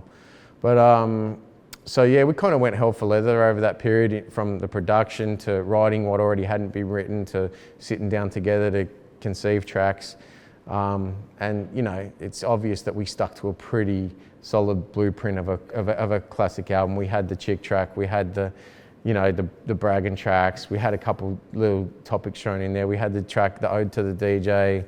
You know, we weren't trying to reinvent the wheel. I never have, man. I follow that classic blueprint of rap, just like I do with graph. Like, even, I wouldn't call myself a writer these days, but if I ever get out and paint, I'm still following that New York blueprint. You know what I mean? As I do with my raps. So. Yeah, we got busy and yeah, it was a real, it's a shit word to use, but it felt really organic, the way it worked, and it's kind of, it was work, but it was really enjoyable. We were super hungry, and the hard work seemed sort of seamless, and like it even though we were all, well, I think most of us were working in some capacity. I had a long ass hour job, and I was living in Elwood, which is where the studio was set up, just near St Kilda. And I was living there, and I was doing long hours, but coming home and mixing every night, chopping lyrics, and, you know, yeah, it was good, man. It was good times. It was probably the most fun I've ever had making an album, because it was the first time I'd been at the helm as far as all the production, all the recording, and all the mixing myself, you know what I mean? I hadn't done that even on my own shit. I'd co-produced and I'd sat in on a lot of stuff. But this was the first time where I was able to kind of learn on the job of creating that album that what I believed we wanted it to be, but I definitely wanted it to be, you know what I mean? So you produced the whole LP front to back? Yeah, man, yeah. Robbie had co-production credits on a couple tracks, so the original version of Press Release was Rob's record, and the main loop off the Sex Fiend track, and I think the drums were Robbie's, but we produced them together. So I think I'm right in saying that. I haven't got the cover in front of me, but I'm pretty sure I produced the whole lot, man. Yeah. The next record was Murderous Metaphors. Yeah. And the one thing that stood out to me was that there was no Jay Red on that record. Yeah, he was on it. Yeah, he was on it. Yeah, he did some cuts on it. Yeah. Okay, but was it more of a background? Because just as a fan from memory, Jay Red seemed to be in the forefront with the rest. He is intricate part of the group. Yeah. And when Murderous Metaphors come out, I mean, he was on it. but I guess I didn't really catch on that. He Yeah, was I think what started to happen was, so after the Stages set came out, I went overseas for 6 months to push it in England and Europe, and basically, you know, so we didn't tour it or anything for 6 months. So I came back in June or something, and then we started planning the attack basically. So I think by the end of 2003, September 2003, we started a series of live shows. And J Red was obviously a massive part of the live component to the Lyrical Commission show, you know. He's a one-man show, you know, it's like... and yeah, it was never sort of... The funny thing is it was never a conscious decision to put J Red in Lyrical Commission, being Lyrical Commission. But he was like the DJ, so it kind of just became, he just became a part of it, you know what I mean? Due to him being the DJ. And I guess when we did Murderous, he wasn't on the cover, but no one actually was. You only see a little bit of Bob and a little bit of me. But J Red was there at the photo shoot. And then when we did the back cover, that was just at my crib at the time, and he wasn't there. When we just snapped this shot, and it was like, that's the flick, you know what I mean? And it was something that I juggled with, not to the degrees that we juggled with the Rob scenario, but it was something we spoke about, particularly Brad and I, and it was sort of a case of, well, there's a lot of the times where the crew or the group doesn't have the DJ forefront on the cover or on the back cover or whatever, but it's still the DJ, you know what I mean? And he ended up doing, again, I don't have the cover in front of me, but I know he did the intro, he did the cuts on Murderous Metaphors. I think he did cuts on one other track. So obviously he wasn't as prolific as far as cutting on every track. And the process was a little bit differently then. So when we did Stages set, we were all looking for cuts. So myself, Strut, Bobby Balance, Rob Nat, and J Red, and we would have sessions designated to cut nights ultimately. So when we wanted to lace the cuts on a track, it was a case of get him over, try this, you know, it was just a case of super long-winded, but it worked amazingly, you know. Again, that's why I think the album was so fun to make. Once Murderous came around 3 years later or a couple of years later, whatever it was, you know, everyone's situations were changed. We weren't all living in the same area. Red had his own setup at home to record. My setup had changed a bit. We were still looking for cuts, but I think it was just kind of a natural thing as far as him probably not having the same amount of input as far as being there every recording session to do cuts, you know what I mean? And I think he's even, you know, this is just my opinion, but I feel like even his own cuts and that, it started to change a little bit and maybe didn't suit tracks. Like when we did the cuts for the Stages set, almost everything he cut was placed into the place where we wanted it to go. By the time we did Murderous Metaphors, it got to a point where it was a case of you just go and do 1,000 cuts and then I'll edit it at the end, you know what I mean? And he started, you know, understandably, but his cutting was just on some other shit that was almost getting away from dropping phrases. You know what I mean? So I don't hold that against the dude. His skill set took him to another planet. You know, his next step then was he was cutting up videos. You know what I mean? Like, I don't know if you've seen one of those sets, but it's just like next level again. So, you know, I had to use Red's cuts where they suited, and where they didn't, we had to do other means, whether it was sampling, whether it was, I think Prowse did cuts on a track on there. Yeah, anyway, so he was still very much, and then when it came to the tour, he was very much a part of the Murderous tour. You know, he completely stole the show on a couple of occasions.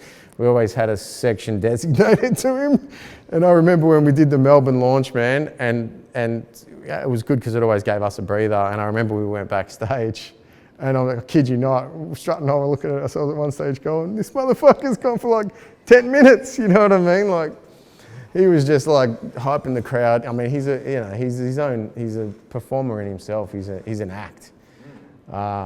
So yeah, it just kind of, it almost just came about that way. So he was still DJing for us, but you know, call it what you will, as far as he wasn't on the cover and he probably didn't cut on every track, but he was still an integral component to the LC package, and even more so as a live performance. And then briefly going back to the track Custom Made, when you guys sat down to make that song, can you walk us through, I guess, the process of producing that particular joint? Well, we kind of had already spoke about doing a DJ track, and it was obvious why, and we had, again, who we believe to be, just like we were as MCs, we believe Red was the best going around at his craft. So it was a no-brainer to flex on that. Giving love to the DJ is something that I always think is well understated, particularly now more than ever, and probably was heading into the 2000s. Absolutely.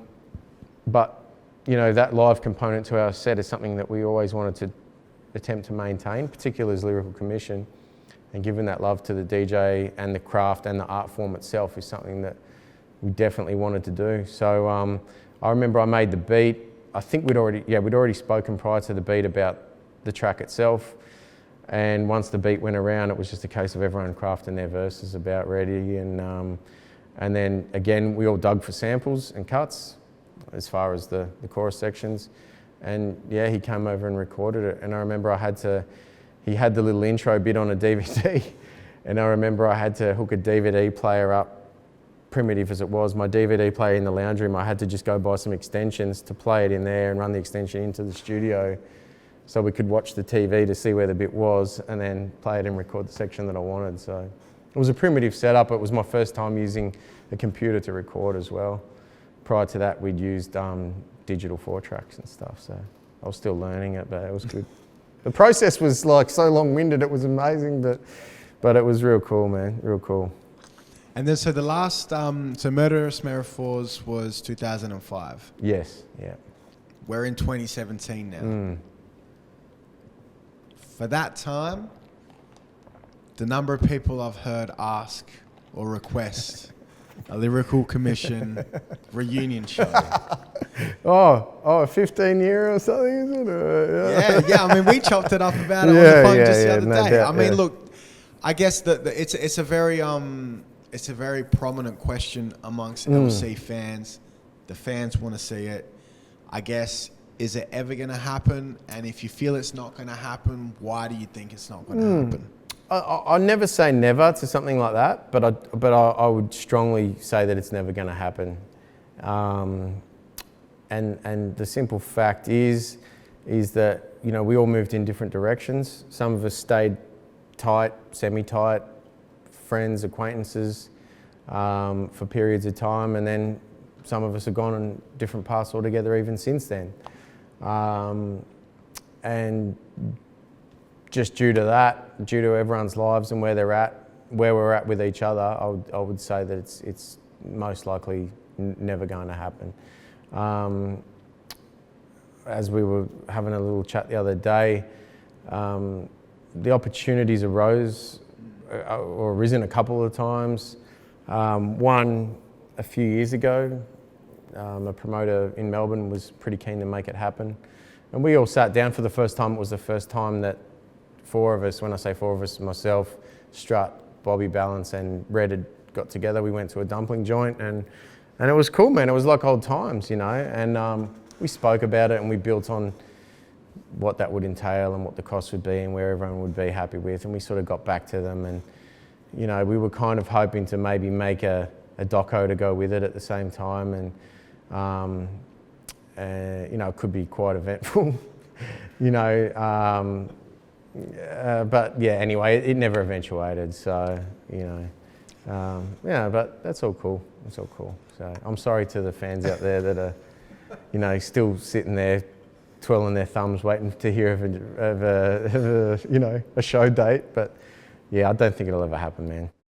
What people have to understand as well is that you got four guys who are into their 40s with families living in at least an hour from each other in any direction, with personal lives, work lives, You know, so to put on a show, you know, if LC ever was to do a show, we wouldn't want to just come out and fucking stand there and rap and cut.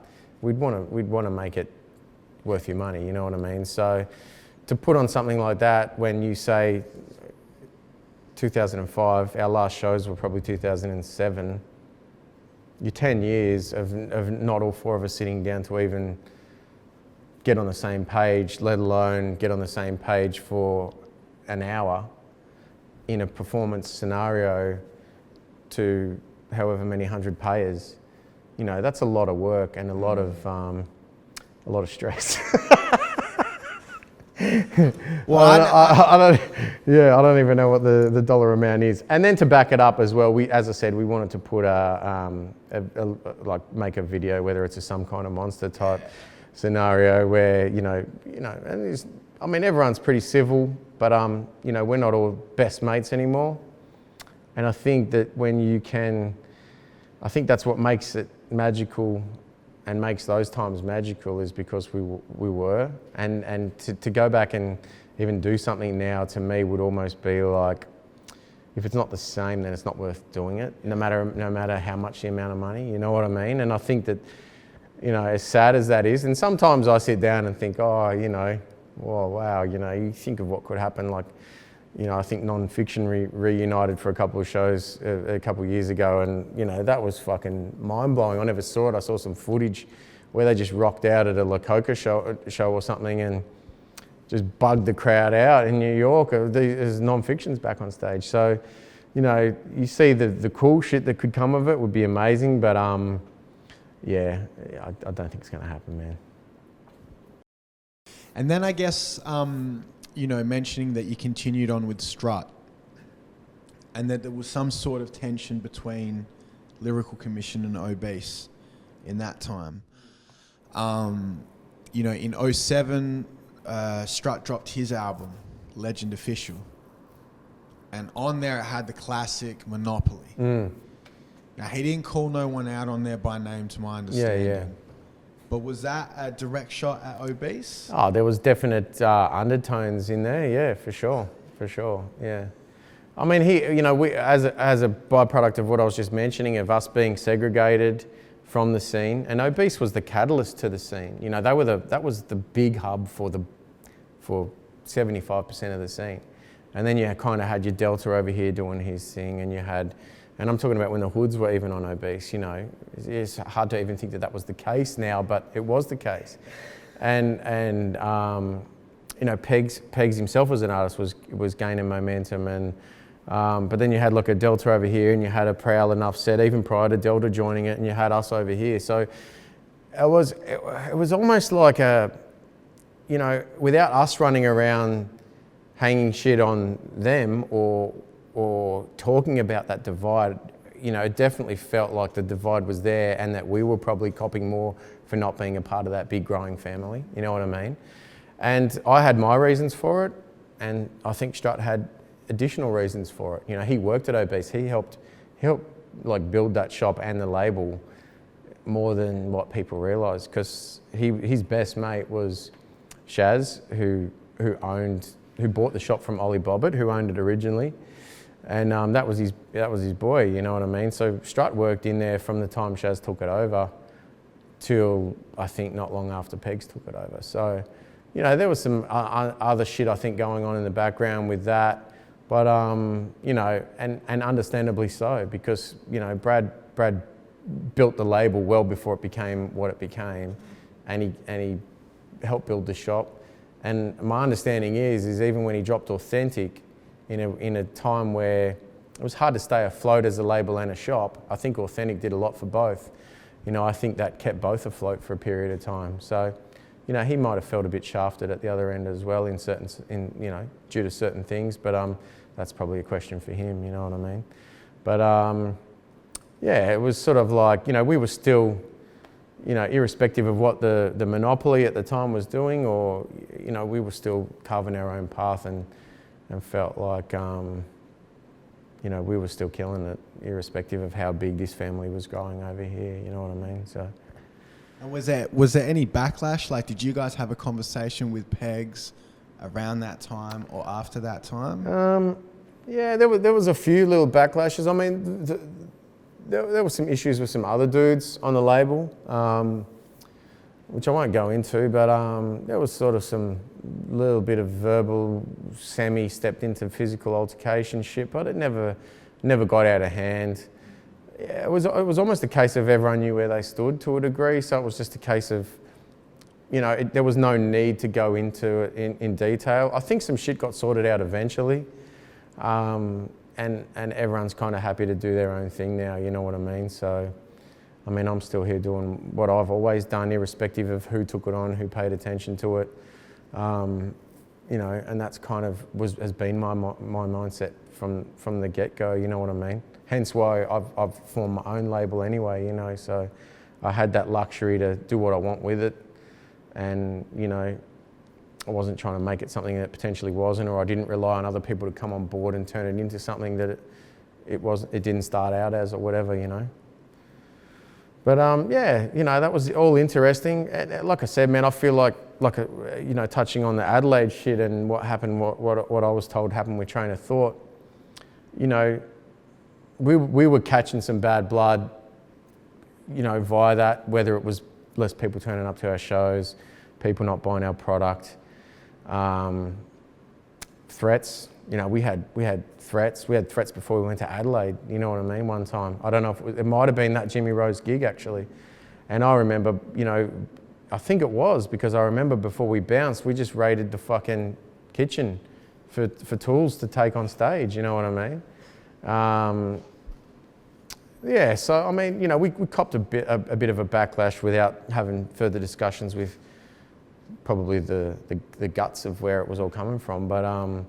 I think a lot of it was he said, she said, and the message wasn't actually getting passed on correctly, you know what I mean? So, it is what it is, man. I'm cool with it, The track's a banger. Like, the track is lethal, man. Like Prowler beat, strut rap with vengeance, and hunger and passion and, all that I love the dude for when he's on the mic, you know what I mean?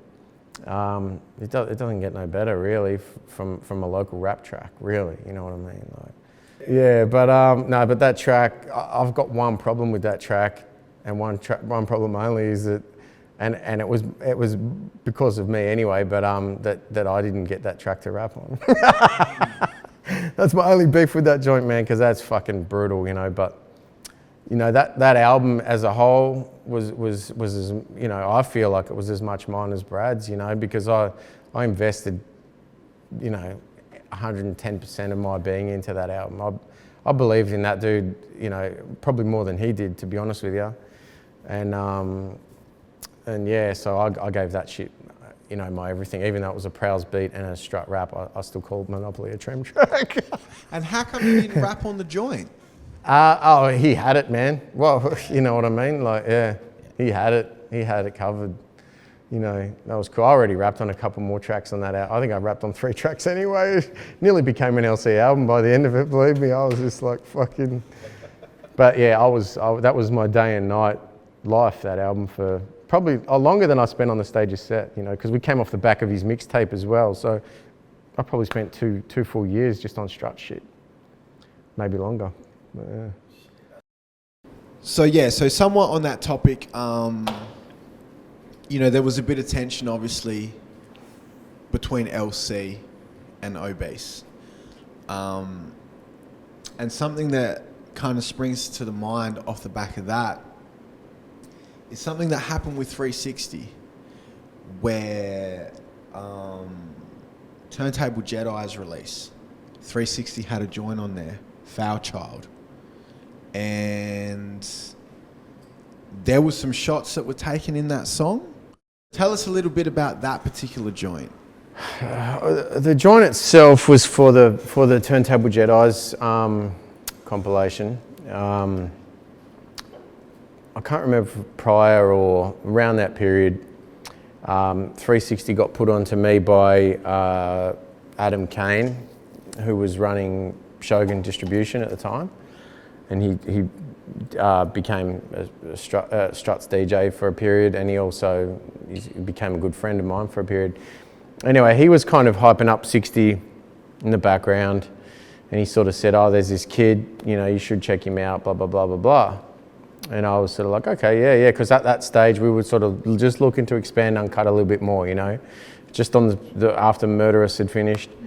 And yeah, I can't remember where or how we met, but it was like, yeah, kid seemed all right. You know, I heard a couple of his little demos or his little tracks he was making, and they weren't much chop, but you know, he seemed like not a bad kid, and he was super hungry. You know, he had some real basic skills, which at this, you know, I love working with guys and trying to get the best out of them.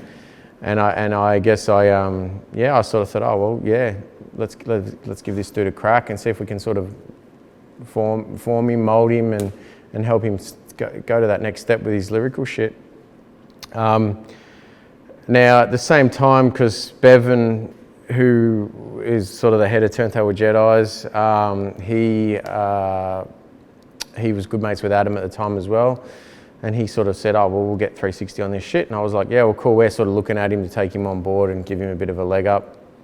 So, yeah, I'll produce the track. And so that's my beat on there. And I recorded him. And I don't think that track has any digs at anyone in particular. It's just a battle track. But he did do some other shit external to myself that had some shit in it for sure. But yeah, Foul Child, for the record, was completely separate to that. And yeah, that's basically where that's at. So now the joint that he did that was separate to that one, yeah, which is the one that I'm thinking of. Right.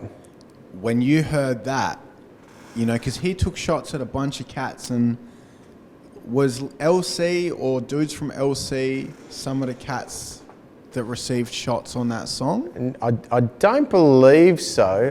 I think he did some shit prior to coming on board with us for a bit, but it wasn't real. I can't really remember that stuff.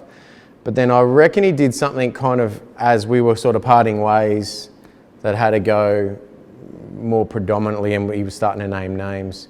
And I don't think anyone that we were affiliated with, maybe one or two guys, got brought into that, but not LC itself. I can't remember exactly. But I remember half being, not roped into it, but I remember dudes saying, I remember dudes kind of questioning it, that he was kind of doing that and he'd come off the back of sort of working with us, you know what I mean? And, you know, I can honestly say that I was never one to sit there and grab his hand and point a trigger or say, take shots at this dude or that dude. Because the cheap shot rap, basic cat in the hat shit to me was the worst shit he did, you know what I mean? And unfortunately for that dude, I never saw him lyrically elevating like I'd sort of hoped, you know what I mean? And he, at the same time, his song selection, the path that he started to go in was that more singy, songy commercial shit. And so we kind of just parted ways. But I remember when he did that shit afterwards, and some dudes, there was a bit of a backlash on him, he brought our name into it, and his boys brought our name into it as far as having his back, or as far as, you know, I don't remember seeing it, but I remember someone saying to me on some message board shit where he was like, or his boys were like, 360's down with LC, rah, rah, rah, you know what I mean? And it was just like, I got nothing to fucking do with that shit, mate. You know what I mean? Don't bring me into that. You know, we'd already gone like this anyway. So we'd started to, and that was basically the final straw, man. You know what I mean? So, yeah, that was kind of a bit of a weird period actually, because, you know, like I said, we were really looking to branch the label out, and you know, 360 was sort of the first kid that we sort of started to look at, and he just never got it, like, at all. He did not understand it whatsoever. He kind of said, you know, I remember when we sort of parted ways, and he was like, he didn't say this to me, but I heard he'd said it to someone else, or I read he'd said something along the lines of, oh, LC wanted to mold me into this, like, you know, gangster rapper, and it was like, it was never, ever that. I can categorically say that. You know, I was trying to build him lyrically. You know, he was a battle rapper, so yep, the battle nature was a massive part of it. My raps are bragging, boasting, battle shit. But to elevate him into, you know, extra wordplay and how to build raps, you know, was what it was all about. It was never about you should do this. Now, I'm not saying that other people weren't saying that to him and giving him that hype, but I can honestly tell you that he got it completely twisted on the way on what my vision was for him anyway. But you know, that's cool. He made his own path and he made a lot more money off music than I ever did, man. So, you know, whatever. Good luck to the dude. I don't. You know, he's not on my radar, and you know, I don't regret like the time I invested into him when we did Foul Child. He actually rapped on another track that was going to be on Murderous Metaphors. So it was in that period, just preluding Murderous, that we sort of started to do some shit with him, and he just couldn't. He couldn't make the grade, you know. And it was just a case of, man, you're not on it, dude. It's not. You're not chopping it. And that was the shit I wanted to work with him. That's cool. Let's keep building. You know what I mean? But he was very impatient, and he had his mindset on where he wanted to go. He wanted to be Eminem one day, and then he wanted to sing the next. And you know, I was just like, well, you're best to go do your own thing, man. You know what I mean? Like, and he did sort of thing. So, yeah. So that joint that, I mean, I heard that it leaked. The joint where he took a shot you know, at a bunch of cats. Yeah. I heard that shit leaked. Obviously, I heard that particularly in ADL, there were references to cats where, you know, they weren't happy. I heard a rumor that he cancelled his Adelaide show because he heard the dudes were going to stomp him out. Yeah. Well, yeah. I mean, I just heard the dudes was going to go there and pull him up on it. Yeah. And where I got that information from were from some cats that I was like, I wouldn't want you motherfuckers pulling my card. No doubt, man. So I believe that, you know, if he did cancel his Adelaide show, which from memory he did, you know, I believe that it was because of that. Yeah. Do you remember the name of the song? I wouldn't have a clue, man. The only song I worked on him with was Foul Child, and the track that he was going to be on, which we ended up flipping the Large Pro for real, you know the deal, this is Uncut, on another joint. It was a different song he was going to be on. And they're the only two tracks I ever sat in the studio with him and worked on, and that's it. So I don't even think I heard all of the track that he did later, that he started fucking trying to be 50 Cent for a week, or, you know, I didn't. I remember it. I remember the time, but I don't remember it. I don't remember if it had a title. I don't remember where it was going and you know what it was about. I wouldn't have a clue, man. That was definitely once he'd split from us, sort of thing, you know.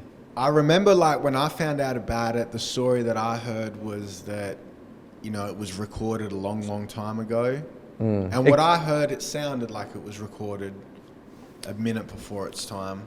Yeah, it could have been, man. Because I know he was, you know, again, he was. I remember when Adam had sort of first put him onto me, and he sent some shit to me, and there was some shit in there that was kind of taking shots at almost everyone, but that was real primitive shit. I don't think that was the stuff that came out later. I think that was a different track.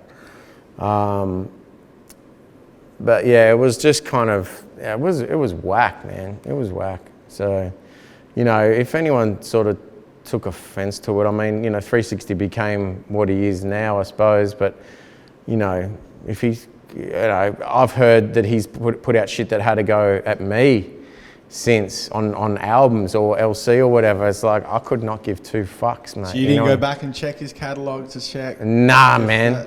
I'd never listened to a 360 song since. Word is bond. I heard some shit on the radio when I was in a car, somebody else's car, or at work.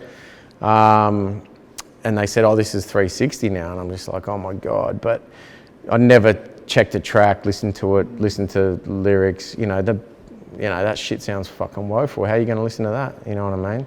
Let alone care what the dude's saying, man. I mean, I still remember that dude when he was like a little kid whose dad dropped him off at my house.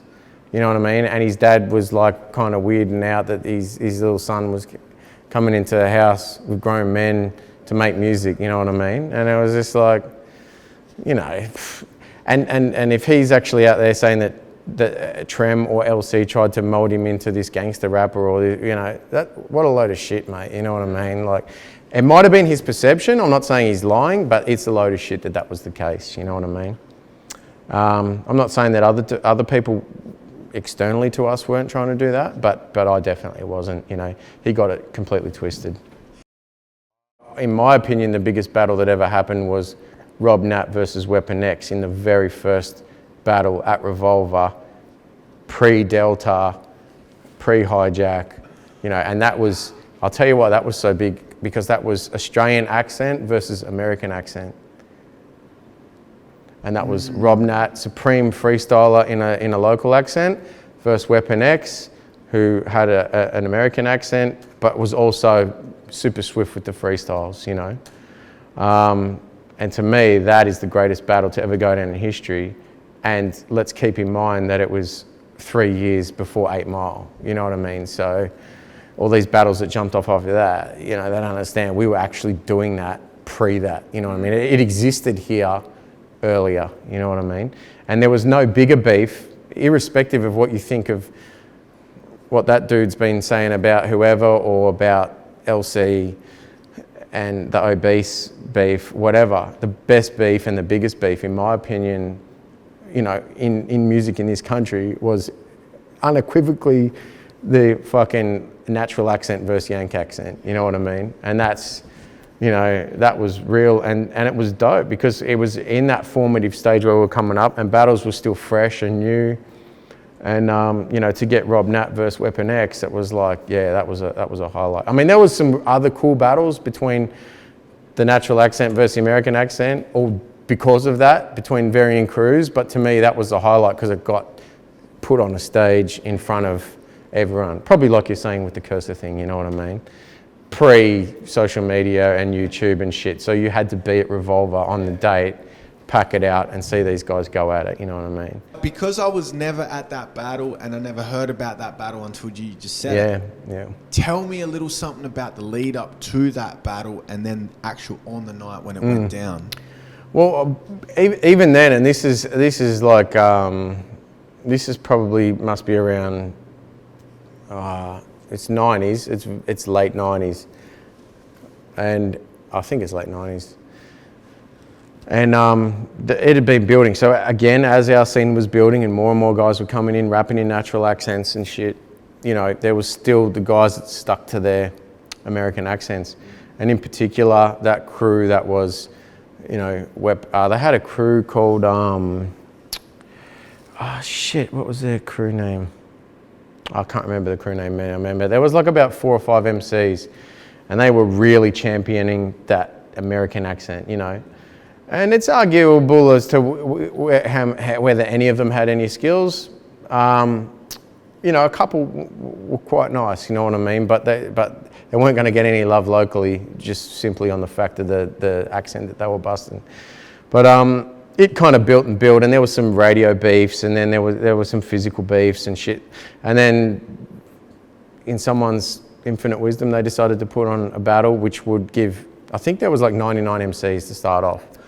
And that gave everyone the opportunity to come in, irrespective of what accent you rapped in, what your style was, where you were from or whatever. And it was at Revolver in Melbourne, and which later went on to become another infamous one with Delta and Hijack in the boxing ring. So it expanded, but the initial one, it got down to the sort of finals scenario, and it almost became, you know, LC versus Battletown was the name of the crew. That was their crew. And, you know, and maybe a couple of other guys with natural accents, but ultimately became us versus them in the finals as it wore its way down. And somehow, not the grand final, but the preliminary final was Weapon X versus Rob Nat, and that was the shit. Now, if you found it now and listened to it, you'd probably laugh at it, but time and place to be there, that shit was dope, you know what I mean? Like, yeah, and I still remember, you know, Rob just going at it. And Rob was the ultimate Australian accent MC, or one of them, you know what I mean? Like, there was no neutralness to it. It was very, very Aussie-centric in his rap style, and Weapon X was really pushing the American style, you know what I mean? We both had their flavours, and it was a dope battle, man, you know what I mean? I still remember Weapon X had a line in his thing where he was like, "I'll put your whole lyrical commission out of commission." You know, I was like, all right, now I'm taking that one, you know what I mean? So, but yeah, funnily enough, we actually became pretty cool with those dudes later when, not all of them, but a couple of them, when we were kind of segregated and they were still segregated, and one of their manager or one of their boys, Andrew Montel, who went on to do Out for Fame and I think Acclaim magazine, he put us on for a couple of shows, man. So, you know, he put on a couple of really good shows that we performed at. He did one where we co-headlined with the Hoods. That was dope. And yeah, he did another one in a strip club. That was fresh. Yeah, so like, you know, man, that was all cool. It was all good and fun back then. You know, there was a little bit of physical shit going on, but most of it was just rap banter. And, you know, I mean, I'm still a believer. You got to rap in your natural accent personally, irrespective of how skillful you are. That's just, you know, but, you know, there's arguments to say, well, hang on, Slick Rick's English and he raps with an American accent. So, you know, yeah, anyway. That's all cool, but it was good fun. That battle was dope though, man. So when you think back to it, being objective, who do you think won the battle? And did a winner get announced on the night? Yeah, the winner got announced. So that was the prelim to get into the grand final. Weapon X got the win. So Robbie bowed out. Do you think that was the right call? No, definitely not. Super unbiased as well. No, but then I can't remember what happened after that, but somehow there was 2 prelims. Rob went through, then he lost the next one, he bowed out, and then the grand final was actually Bob Balance versus another dude whose name was Trace or something, and he was whack as fuck. How he even made the grand final, I don't know, but the grand final was a couple finals before, you know, like, yeah, that was the shit. So 360 started Rapper Tag. I'm pretty sure he was the first dude to put a video out. Is that correct? I believe so. Yeah, yeah. And then, you know, the whole concept was that at the end of the video, they tag in somebody and then that person does it. Yeah. Now, to my understanding, it got all the way through to Rapper Tag 47. And like we said before, shout outs to Deadly for his Rapper Tag, because that was... All right, that's got to be my favourite of all of them, where he was DJing. And he had some ill lines, man, in that. Now, what I got told was that when it got to the last one, 47, which was the Death Wish cast Rapper Tag, you got tagged in at the end of it. Word. And after that, that was it. Yeah. And, you know, I've heard a few people go, oh, Trem killed Rapper Tag. Why didn't he continue it on and so forth? Tell us, I guess, your take as to why you didn't continue on with it. Yeah, well, ultimately, you know, we've already briefed on 360 and him being, you know, coming up through that Uncut, or through the ranks a little bit earlier on in his career. And when that all ended, you know, as we touched on before about how he, there was, you know, he had certain beef that carried on after we'd sort of parted ways and whatever, and our name got sort of brought back up into it for a period.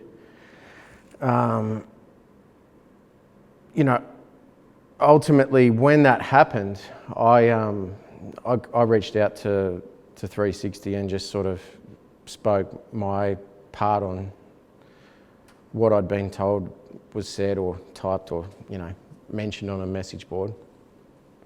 And yeah, ultimately I just kind of said, you know, don't fucking use our name again.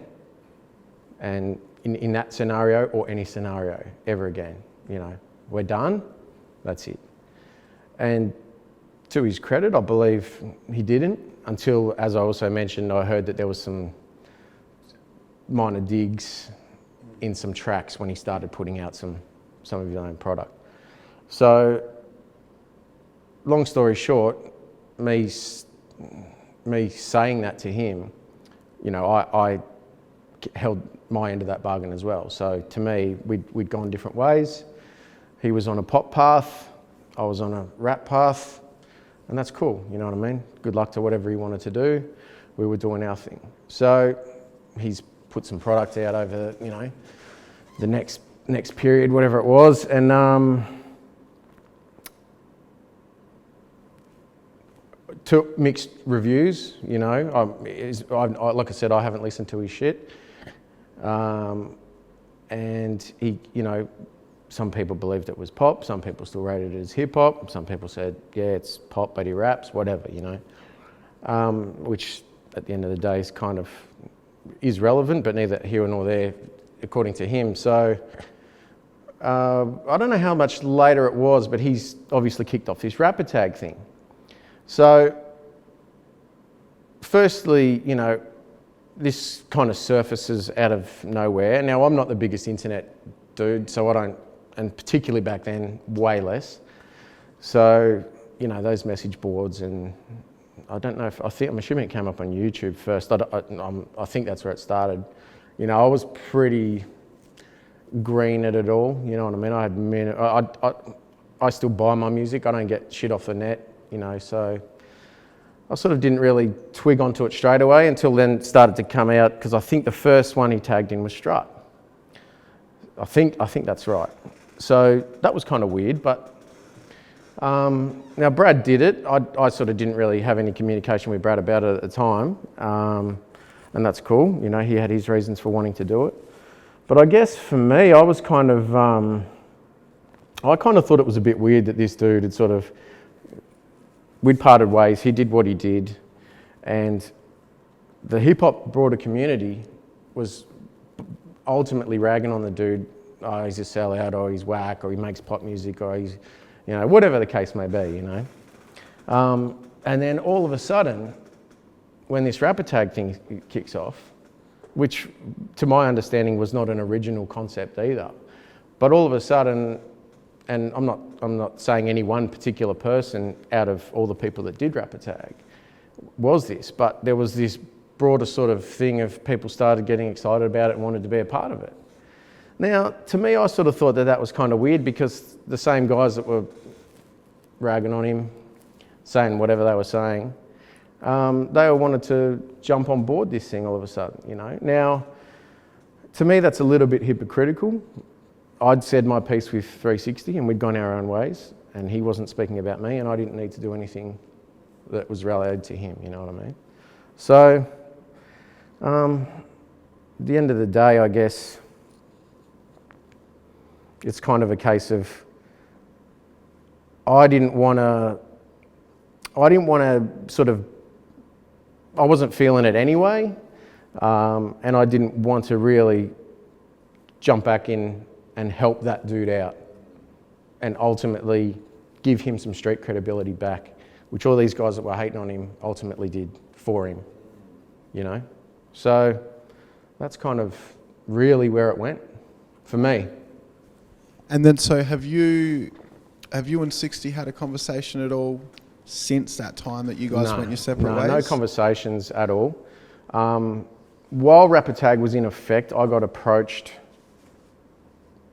I think 2 or 3 occasions throughout it, to ask by guys that did it if I would be interested in taking it on, if they passed it to me, to which I politely declined. And, you know, and like I said, I you know, that's cool if they wanted to do that, that's fine, but it wasn't interesting me. And then the only really downside to it all, in my opinion, was that unfortunately, without checking, Deathwish Cast tagged me into it. And, you know, and my bad, because I didn't even give them an explanation. So, you know, I'll cop that one, that, you know, that's my bad, because I respect Unique, Sir Rec, like, you know, we're talking about kings before, and that dude is a king of the culture, and I didn't even give him a reason or anything, so I kind of feel a little bit bad about that, to be honest with you. But, you know, it's just one of those things. I didn't want to buy into it. I didn't want to help the dude out, and guys had their own reasons for jumping on board it, whatever, backing it up, giving him the cred for kicking it off or whatever, and that's cool, that's their choice. But to me, I didn't want to come off like that. So I basically said no, thank you, and I think it just folded, and. I don't know if Death Wish Cars ended up redoing. I heard that was the case, and they passed it on again or something. I don't know if that was the case, but I only checked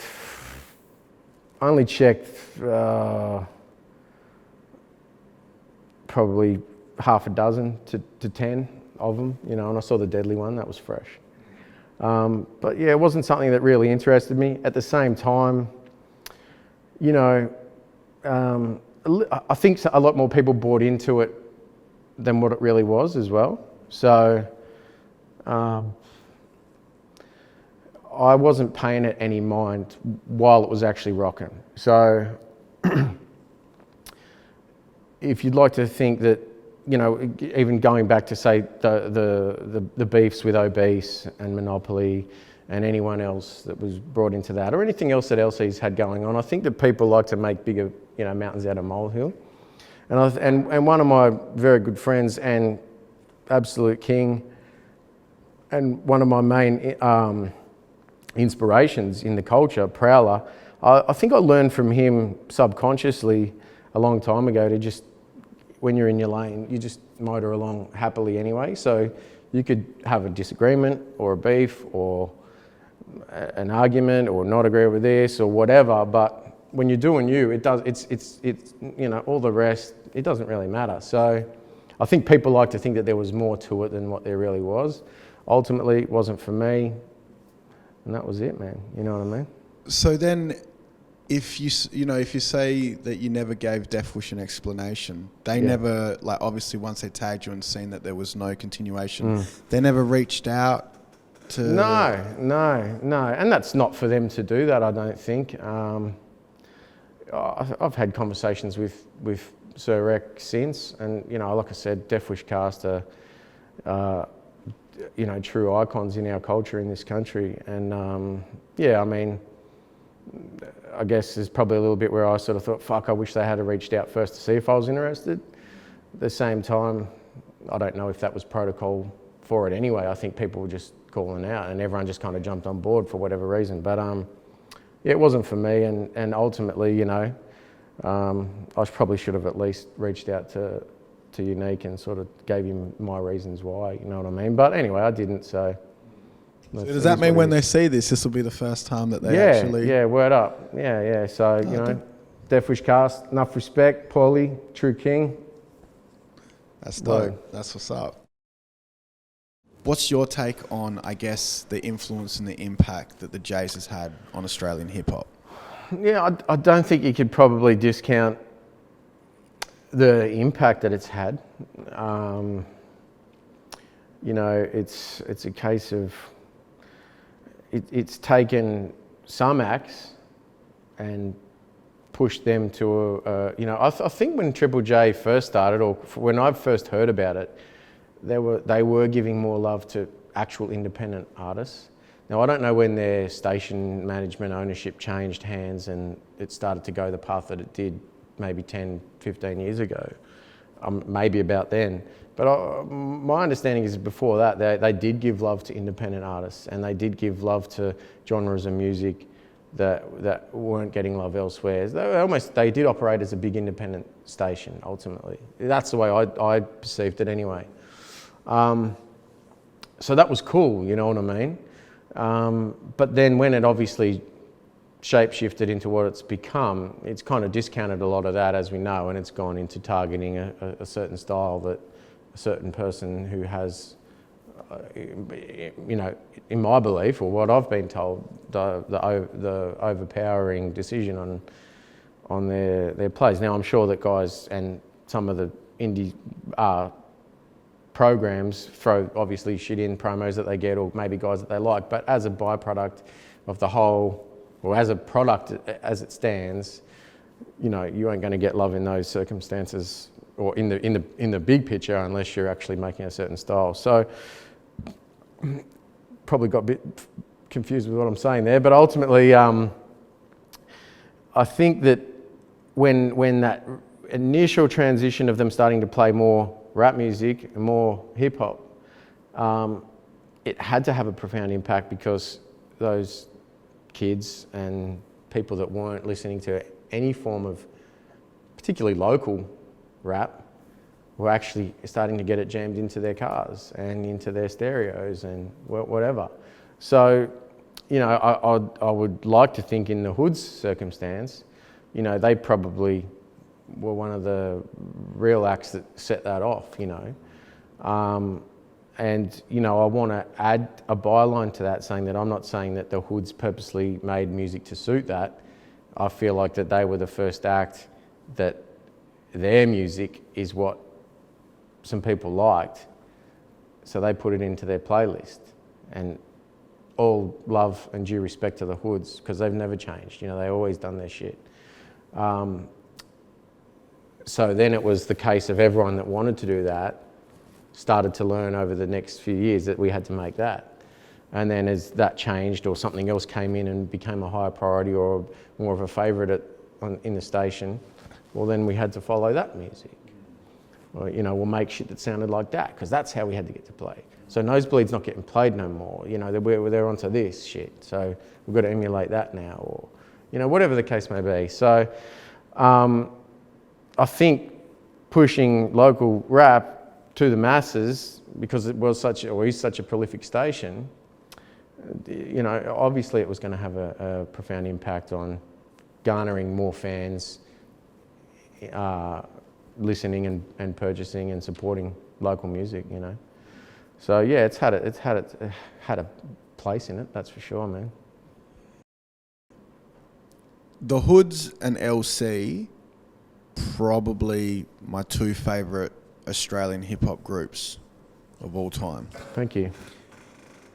I always wondered, you know, obviously you guys been from Melbourne, Hood's been from Adelaide, but was there ever any discussions of, you know, doing music together, or did you guys ever do a show together back in the day? Because I never actually, I mean, I think I've only ever seen one Hood show, the first time they played Thebby, and I never got to see LC.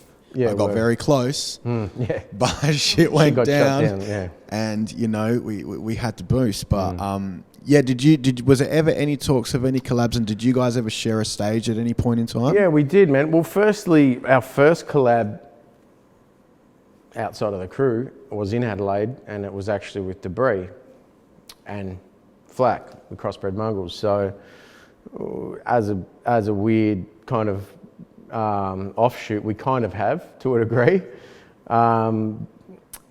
There was probably never any talk of a collab extending on from that.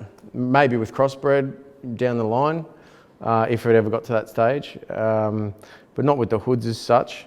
I think probably from the time that they did the calling and we did the stages set, I think there was probably a distinct difference in our musical paths even then. I mean, they're hip hop heads and make rap music, and so are we, but there was a distinct difference in style. I don't think that means that you can't collab, but it probably just set us on those paths. Having said that, we have shared stages with them. I think on a couple of occasions, obviously, except for things like Culture of Kings. We did a big show in Melbourne, an all ages event, which was really cool. And that was kind of after stages set. And I got a feeling we might have done another one somewhere, but yeah, it was cool. It's good, you know. I got incredible respect for those guys, and yeah, again, although our music styles are probably fairly varied, the fact that you know, they've stuck to what they do, they're lucky enough or wise enough or smart enough or just make music that people tend to love, and it's spread exponentially and helped a lot of people out in this country on their rap paths, you know. again, those people that tried to emulate the hoods, and there's been fucking hundreds of them. You know, some maybe snuck through and were lucky enough to jump on their wagon a bit, and then others were just too whack and never fucking progressed past their first CD. But, you know, man, like, you know, as we sort of mentioned, you know, they're an entity unto themselves now, and I wish them all the luck, because I know how hard they work as a crew and their team. And I think if you've got the skill set there and the knowledge of music and a work ethic as a team, you know, the world is your oyster, and irrespective of what music you make. And I think that they've proven that, you know. When you first met them, was there anything that made you think right there and then these guys are going to be really successful, or it was too early days in the whole scene, I guess, to really expect anyone to pop off like that? Yeah, I'd say that. I'd say, you know, back in 2000, it was probably way too early. You know, we were still doing shows. You know, I would say the Culture Kings gig in Melbourne and Adelaide were gigs of crowd magnitudes that would have been unheard of prior to that. So prior to that, everyone's playing to somewhere between 15 and 100, I suppose, you know what I mean? Maybe a couple of hundred Death Wish cast gigs and shit like that, or if you were lucky enough to get on a really big gig somewhere. I remember the AKA Brothers did a gig, and it must have been around 92 at the Virgin Megastore in Melbourne, in Burke Street or whatever, out the front, and it was with Sound Unlimited Posse, you know. So to think that Sound Unlimited Posse was a group from Sydney who became Sound Unlimited after another crew, they kind of evolved out of a group called West Side Posse. But Sound Unlimited was pretty big and a big commercial act. So to have AKA Brothers on that bill was bugged. I had to go see it because that was my favourite local rap group, you know, and yeah, that was a monstrous crowd in Burke Street out the front of Virgin. But, you know, barring those types of scenarios, I think as rap gigs as a whole, you weren't looking at anything of a big size. Then you went to the Culture Kings gig, and it was like, wow, there's a bit of a following here. I don't think it was probably, you know, and I was pretty tight with Debris, probably more so than yourself and Pressure, but Pressure did come to my house to watch a 2000 AFL Grand Final though. In Melbourne, but yeah, I don't think it was until The Calling probably came out, and it just, there was tracks there that you knew were gonna go, you know what I mean? Who are some of the guys in Australia who are producers and MCs that you respect the most? Yeah, well, it probably goes back to what we said before, and that was Ransom and Prowler are the two that come straight off the top of my head. You know, Ransom did a lot more production than I probably realised at first, and he was an MC. I based a lot of my style on him. I mean, as we sort of spoke of, you know, Kane made me want to pick up the pen. Finesse 110% confirmed that that's what I wanted to do. And Ransom from Melbourne was my local hero as far as an MC. So he kind of made me want to, you know, he made me think, well, now I can do that. I can be a Melbourne Lord Finesse, you know what I mean? So yeah, I mean, Ransom comes in that way. Prowler obviously comes in via things that we've kind of already discussed. You know, I met him a long time ago as well. And just watching his work ethic, getting back as well what I was saying about being in your own lane. I mean, Prowler's never bought into the scene. He's always just done his own shit and done it incredibly well, you know, for himself first and foremost. There's been no, you know, and that's something that I really respected as well. Plus, the dude could rhyme his ass off, and he's the best producer in Australia, man, you know what I mean? So in my opinion. So yeah, they're probably the two for me, you know. That stand out. 100%, you know, and let's talk about, like I was saying about Unique, you know, they both also incredible graffiti artists, and they both were breakdancers. Ransom was a graffiti artist as well. Yeah, man. Yeah. Because I remember used to catch a train from high school, and at Mentone Station on the Frankston line. Frankston line was his old hood, man. Yeah, there was just a Ransom. From memory, it was. I can't remember whether it was a chromie or whether it was a full color piece, but I distinctly remember because it was always there, and of all the pieces that were on there, that's the one that stood out. Yeah. But that was before I was checking for Australian hip hop. Yeah. I had no idea. I was just looking at the pieces on the. Well, and Ransom's old school, man. Like, so is Prowler, but to me, Ransom is like, you know, he's been there since the inception. But I mean, I feel like I've been here since its inception, but I was younger and I was taking notes and watching on and observing, and dudes like Ransom were doing it from the get-go, you know what I mean? So, yeah, producers on the mic in Australia, you know, they're it, man, for sure. Brad Strutt and Bob Balance, and I think Bias B. Those three once upon a time did a track with Chopper Reed. Yeah. But you weren't on the track. No. I remember when I heard that, obviously because I saw Balance and Brad that were on it, I just assumed that you would have been on it. Yeah. Is there a particular reason why you didn't jump on that track? Yeah, I didn't want to be on it. I produced it. I recorded it. I mixed it recorded and mixed it at my house. And yeah, I didn't want to rap on it. I mean, I've been a Chopper Reed fan since I bought his first book in about '88, and yeah, I just kind of I was stoked to get the opportunity to have some sort of input in the track. I mean, you know, it was gimmicky and it was a bit of fun, but yeah, to me as an MC, I didn't want to be a part of it, but had a great day making the song. You know what I mean? Did Chopper write his own verse? No. Everyone that was involved in the project, because they did another track as well. I didn't have anything to do with that track, but Bias and Strutt and maybe someone else wrote verses for him, and he basically picked one out. And I think it was Bias's verse. I could be wrong, but I'm pretty sure it was Bias's verse for him that he picked out to rap. And that was painstaking, but it was fun. Yeah, so how was the process, I guess, working with Chopper, and what was it like working with Chopper Reed? Well, yeah, so I had a studio in Elwood. It was the same studio we made the Stages set in. So it was just prior to the Stages set, actually.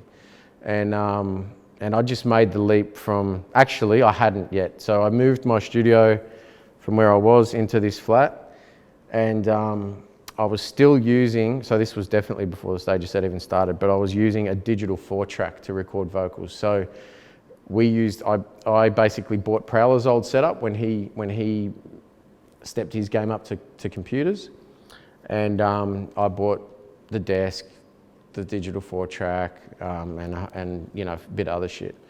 So basically, a digital 4-track, for anyone that's used it, it's you know, it's fucking hard, but you've basically got 4 tracks, and 2 of them are already your left and right for your instrumental. So you've got 2 tracks to fuck with vocals. But I finally worked out the luxury of how to record, and once you were happy with it, you could keep just bouncing over onto this last track. So you could make it unlimited, but once you bounced, they all just became 1 track, and you couldn't split nothing. So that was good fun. I mean, you know, that's kind of what we had to deal with, and to me that was like next level from a tape deck 4-track to, before that, doing it, like I said, putting 2 boomboxes together or making pause tapes. So it was a good way to do it, but it was good doing it with MCs that could actually rap. Chopper's scenario, it was basically a case of he stood up at the mic, and he held the piece of paper with the raps on it, and he just spoke it in like his own, well, anyone that's heard him speak for real would understand how he said it, but he just kind of rattled it out, fucked it up, went back, reset it, chopped it, changed it, you know, finally got his way through it. And then I had to actually go in and chop word for word, line for line, half a sentence here, bit there, and then move it all onto beat. Because the beat was running, but he wasn't listening to it. He might have been listening to it, but he, he's no MC. It was never going to be. How did the actual collaboration come about? Like, what is it that made you guys reach out to him, and then how did you get in contact with him? Strut was working at Obese at the time, and Shazlick, who owned Obese, his brother was he was doing some publicity or PR work for some company, I think, and I think he might have been working for the film company that was making the film that the track was for, which was a terrible movie that it's my one and only time on the red carpet, and it was fucking Z-grade shit, but it was classic. And J-Dub, his name was, and he was talking to Strut and sort of said, and Strut said, yeah, let's make it happen. So Strut said to me, do you want to do this track with Chopper? And I was kind of like, he knew I was a Chopper fan, and I was like, yeah, fuck it, let's do it, it's a bit of fun. So yeah, I produced it, they rapped on it, and it was what it was, It was a bit of fun. Like I said, I was a Chopper fan. It was always going to be cool to meet him, and made sure I loaded the fridge up with Melbourne bitters, and he came up the top, and proceeded to drink about fucking 18 of them over a couple of hours, and he wasn't backwards in sort of finishing one and saying, "Oh, Trem, you got another Melbourne bitter?" That was fun. It was funny, man. It was good. And the funniest thing is there's periods where I just pressed record and just let him, and he just spoke, and that's the real gold that I've never unleashed. So it's fucking good times, man. Good times. Good experience to be involved in. That's for sure. Was it a trip meeting someone that you were such a big fan of? Yeah, it was. Yeah, and I've been a particularly Australian crime fan for years. So to actually meet someone who I had all those, particularly the first half a dozen books, and had read about, all those stories. It was kind of bugged, So and to meet him in your house and just chill out with him and have a beer with him and have him poke shit at me because I had some of his arch rivals books in the racks as well. You know what I mean? Like that was pretty funny. So yeah, it was good. It was good. I guess the majority of people who are familiar with Chopper would never have had the opportunity to meet the dude. When you watched his movie, do you think that character was an accurate representation of who you met? I think so. Yeah, he definitely lived up to the stereotypes and to the persona he sort of created in real life. Definitely, 100%. Was it when you're we're not going to talk specific figures here. Yeah. But when you do the business deal with someone like that, I mean, was he expensive to get on a song? Well, I didn't have anything to do with paying for that because it wasn't my song. I actually got enlisted to come on board as the engineer, producer / engineer for the track. So I was actually invoicing the film company for that one. So I actually got paid to hang out with Chopper. All it cost me was half a slab of Melbourne's. And funnily enough, he ended up doing an album years later. I don't know how or whose idea that was. I had nothing to do with it. But once it was done, they wanted to add some skits, or he got some money, or some people were throwing some coinage at him to do some shout outs basically all over the world. So I had a studio in Richmond then, and J-Dub reached out to me again for a couple of hours recording session with Chopper, and I was like, yeah, it'd be fun, and he came in again and just fucked up a heap of shout outs basically and fell asleep in the chair, and that was it. It was pretty funny. But I always remember when he was leaving, and I don't like to talk business on the camera, but I remember J-Dub sort of said, I'll fix you up for this or whatever, and I was like, that's cool, and Chopper just pulled out a fucking knot like that and just slipped a couple hungies out and just went, here, Trem, take that, So that was cool, you know what I mean? I thought that paid for fucking half the Melbournes you drunk. You mentioned that you're into Australian crime stories and read the books, and I guess that brings my thoughts to your single Animal Kingdom. tell us a little bit about, I guess, first of all, the album, the LP, and then that particular single. Like, is it your, I guess, interests for those sorts of books that influenced that particular track? Yeah, so the album first. So the album itself obviously was something in the making for a long time.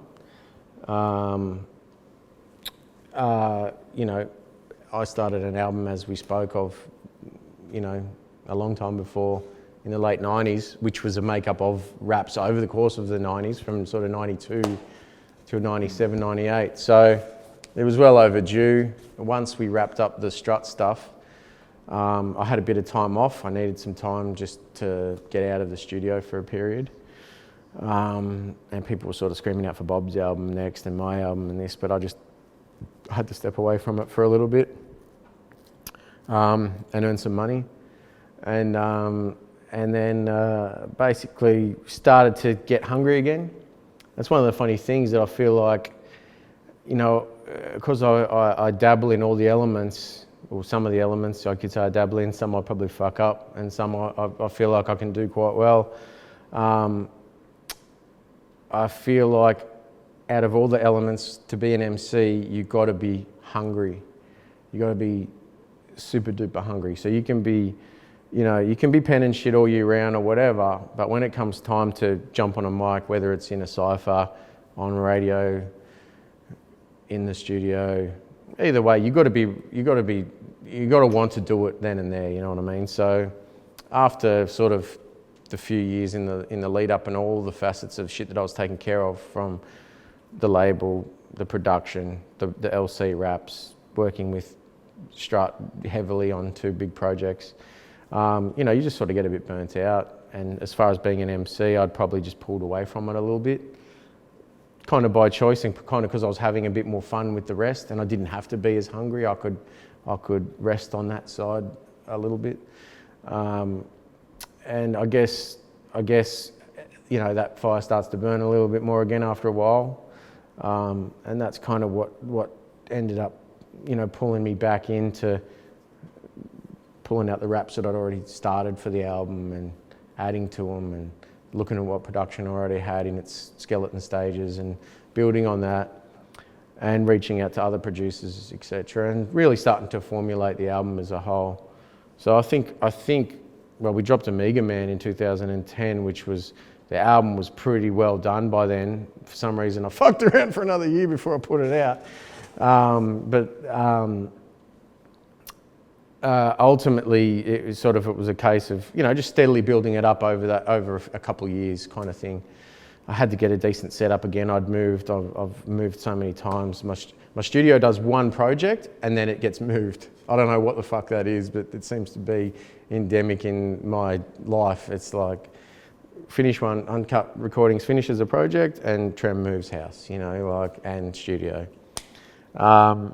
So yeah, it sort of steadily built, and it burnt in me again, and I became hungry, and then I basically smashed it out as far as the rapping side of it pretty quick, and then spent a long time in the mix. And when I say the mix, I mean all the stems. So you know, one of the thing that I hate is when an MC or an artist has a heap of producers on board, and the 5 or 6 or 10 producers all have varying styles. I mean, there still might be a ballpark that they're all meeting on, but it's all over the shop. So I reached out to a few producers on this, and although everyone kind of made that boom bap shit, they still came in varying degrees at me. So then to really go back in on each one and put them all in the same ballpark, and, you know, on the same cricket pitch ultimately at the end of the day. So so the album kind of came about that way, and yeah, we did Amiga Man first as a single and as a clip, roughly 12 months before, not quite 12 months before the album. So that wasn't meant to be the case. The album was meant to come out kind of 3 months later, you know, and due to me being a fucking pain in the ass to myself, perfectionist, finicky fuckhead, it just kind of dragged on and on and on. And then, you know, bringing in, you know, designers and whatever else we had to bring in. And then from the whole packaging thing, we kind of basically said, well, we've got to do another clip.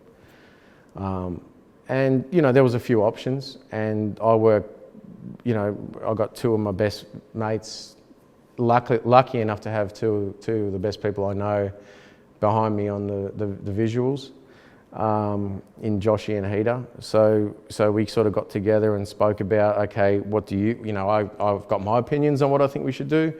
What's yours? And we'd done Amiga Man, which was kind of, it had a topic, but it was just a rap track at the end of the day. But we were able to sort of put me in this place by myself, underground, away from the rest of the world, just with my hip hop records, and then, so instead of doing a Maybe For the Term of His Natural Life, which was my favourite track off the album, but probably an extension of Amiga Man, we thought, well, let's come with one of the more topic-based tracks. And hence, Amiga Man was one that both Heater and Josh were like, yeah, man. And I was like, yeah, let's do it. So we started building some storyboards, coming up with concepts and a way to do it. And yeah, just kind of build it on from there, which became the clip, the track itself. Yeah, definitely probably a love of that local crime to a degree, but without going too much into it,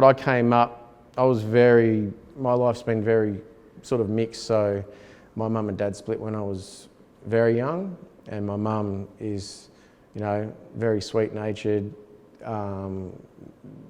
beautiful person that obviously raised me. But my dad on the other side, it's more of a crime family where he's come from and what the life that he pursued. So I kind of lived here, but saw this on the weekends. Lived here, saw this on the weekends, and just came up like that. So I guess that kind of had a bit of a vibe on me that I was kind of attracted to it. A lot of my mates were into varying forms of crime. And yeah, there's something really interesting about, Chopper Reed or Nettie Smith or, and I also think, Dennis Allen, The Matriarch, that's a great book, that one. As fucked up as these books are written, there's always these almost elements of humour in the crimes that are being committed. And I don't know if it's because I got to see bits of that sort of shit happening, but also could have a laugh at the end of the day. It's kind of resonated with me, sort of thing. I don't know, but yeah, definitely I was happy to put something like that on my album and speak about that shit ultimately at the end of the day. And I mean, Animal Kingdom is kind of a Melbourne track, but we all know Adelaide's got its version and Sydney's got its version and whatever, so. Did you have any street cats reach out to you once that dropped and give you props or compliments on that particular joint? Yeah, well, I know some street cats, and the best, my favourite thing about that whole track and clip is the day that we dropped the album, we had a little launch in Fitzroy at the Laundry, and it was just we played the album, just kept playing it, and we also ran Animal Kingdom clip live for the first time before it went live online. So the guys there saw it, and then it got run live basically, and there was some proper street heads in there. And on the big screen, we've all had some great feelings in as MCs or artists on stage or whatever, but one of the biggest chills up my spine I got was, at the very end of the track, was at the screening of the track, was like the roar and the cheer and, the clapping that ensued. I think because it was intimate and there was, maybe 150 heads in there, watching it close quarters, listening to the album. It was just an amazing feeling, and some of those street heads were there as well that kind of, you know, they were vibing on it too. So you know, that was cool. You know, I don't think I breached any codes. You know, no code of the streets got breached in the track. So I think that they were all happy with that. You know. And then the thing that I noticed is that, you know, you've dropped the singles, you've dropped the album, so as fans, we're waiting for the Trem tour. But it didn't quite eventuate. I think you did stand up in Adelaide. And did you do another show anywhere else, or was that the only show off the back of that album? So once the album dropped, I've always been a fan in, or believer in, letting it marinate for a bit, and then go out and do it now. I don't think that I need to go out and promo shit as soon as it drops, as far as trying to do shows and garner new fans and shit like that. I feel like we're, you know, like we were talking about being in our lane and knowing what I've got. So, you know, just letting everyone that did get it or still hadn't got it and, you know, waiting to get it or whatever, giving them the time to let it sink in, first and foremost. Secondly, the album is not a live album, you know, and to be fair, you know, I think more people need to have their own personal understanding on the music they make and then how it gets delivered and what they should do with it. A lot of acts are live acts, and that's amazing. And you might even listen to someone's album and go, oh, it's not really me, but I'll go check them live because they're dope. And then some guys, you know, are the opposite. You know, their album's phenomenal, but live, no good, you know. I think like dudes like Rock Marcy don't do live shows, or very, very minimal. His albums are phenomenal, but he understands his style. He's not suited to what a couple hundred punters in a club want to see, really. I think acts that have a nostalgic value that were like that, it's a different scenario. But I think if you're putting out new music, and particularly the way the live circuit is now, people in the crowd expect a certain thing, and if you're just going to stand there and rap, you know, only your diehard fans will be the ones going, that's the shit. Everyone else will probably be like, oh yeah, it was okay. You know what I mean? So I don't make no bones in having an understanding of what the music that I make is and where it sits in the live landscape. So I don't make music to do live, so that's not a primary concern. We've got to make sure that the scenario is right when it does come time to do it live. So having said that, when we did LC shit, that was live music, you know, and we got live, and it was a live show, and so, you know, horses for courses type shit. But anyway, eventually 6 months on, 8 months on, I started planning a proper Australian tour, and for whatever reason, it just kind of got morphed out of the frame. A year went on, and another year went on, I think, and then I got reached out to by the guys at Stand Up, and they sort of said, oh, we're putting on this event. We did one last year. We'd love you to co-headline it with Strut, blah, blah, blah. It was in Brisbane. And I said, yeah, well, let's sort of speak about it, and we built on it, and it was something I thought would be cool, a cool opportunity to take for the term live, you know. And so I did it in Brizzy, which was interesting. And then they said, well, we're actually going to do one in Melbourne, and we'd love you to do that. And I was like, all right, let's do it. So I co-headlined that one, I think, with Lazy, and then we did the Adelaide one, and the same applied. So we did 3 shows in the end, and yeah, they were great fun. I love the fact that we got to do the Brizzy one, get a gauge on it. I think they refined stand-up after that as well. There was a lot of acts. It was drawn out. We didn't go on till fucking after 1 o'clock, and when you put it on 50 acts, you know, so that was kind of a lesson learnt. By the time we got to Melbourne, it was a lot more refined, and then again by the time we went to Adelaide. So that was good fun, and I had a lot of fun with it. But again, I think, you know, to do the live thing, you've got to really want to do it. And again, when you flip into MC mode, or when I flip into MC mode, because there's so many different elements that I attack, you got to be hungry to do that. And, you know, just like you got to be hungry, like I said, to spit on the radio or jump in the booth, you got to be almost 10 times ready to do that live. So yeah, look, man, it's kind of, they're the basic reasons why it took a while to get anything live happening, and it probably wasn't a super comprehensive live tour in the end. But you know, I probably still owe Sydney and Perth shows, to be fair. So. And was that the last time that you've performed live? Adelaide, the Adelaide stand-up. Yeah, is that the last live show that you've done? On the mic, yes, yeah.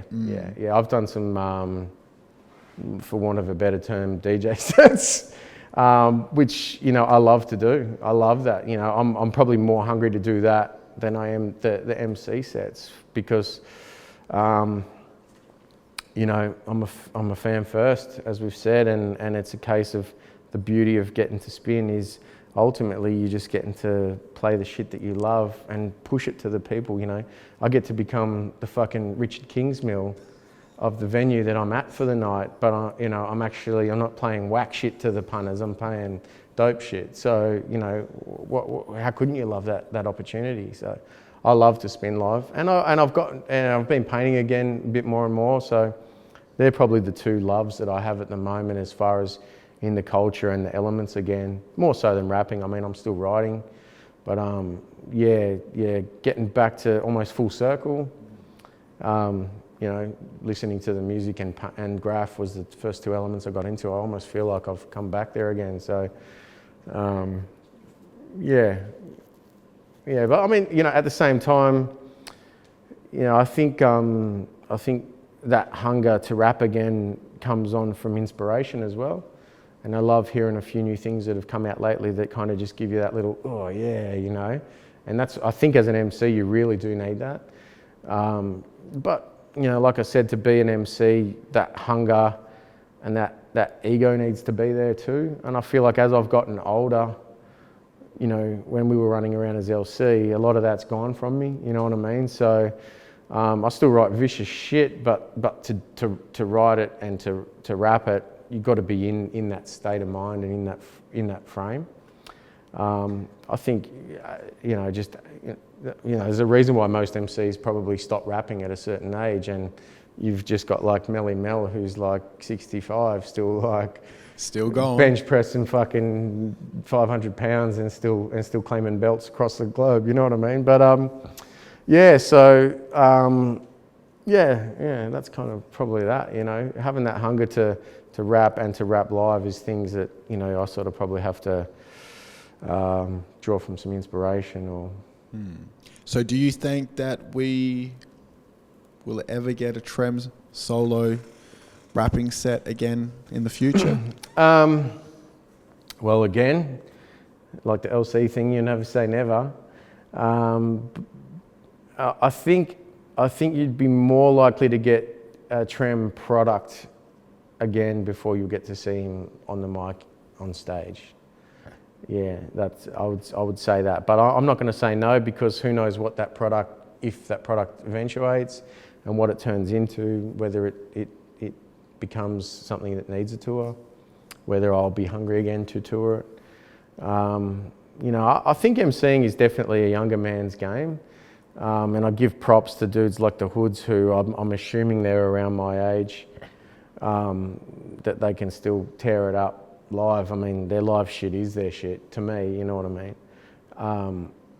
And you know, again, that's an entity unto its own, and it's a different style and scenario. But as an MC, I also give respect and love dudes like Carr and Marciano that are like, well, our shit's to put the record on and listen to and get into that way, you know what I mean? Because I feel like that's probably more the shit I do now, you know? Whereas when we were doing LC shit, we were stage diving, we were fucking sculling beers on stage and making assholes out of ourselves and, you know, causing all kinds of fucking riots and train stations to get shut down and pool halls to get shut up and fucking, you know, all that shit. So. And that's why we would all go to see it. Yeah, no, that's true.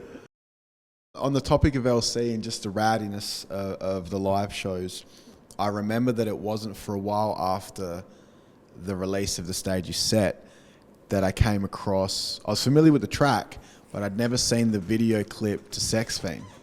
Yeah, right. And obviously when I first heard the track, I was like, damn, man, like these dudes are not really holding any punches whatsoever. And you know, Triple J didn't fucking play that track either, man. It's a, you know, it's an ill track, and Yeah. the intro's ruthless. Obviously, it's very it catches your attention. Yeah. I mean, the first question on the topic of the intro, who did you get to do that intro? Oh, that was just a sample off a porno, man. So you sound, yeah, okay. Yeah, that was a Euro Angels.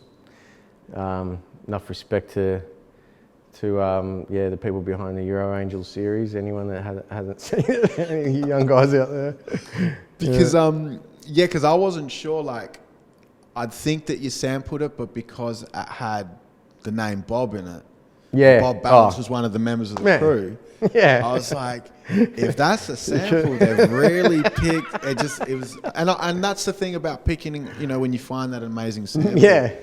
it just works. Yeah. And then when I saw the video, that it was kind of like, was it shot on just a handy cam in a strip Joshy club? did that. Yeah.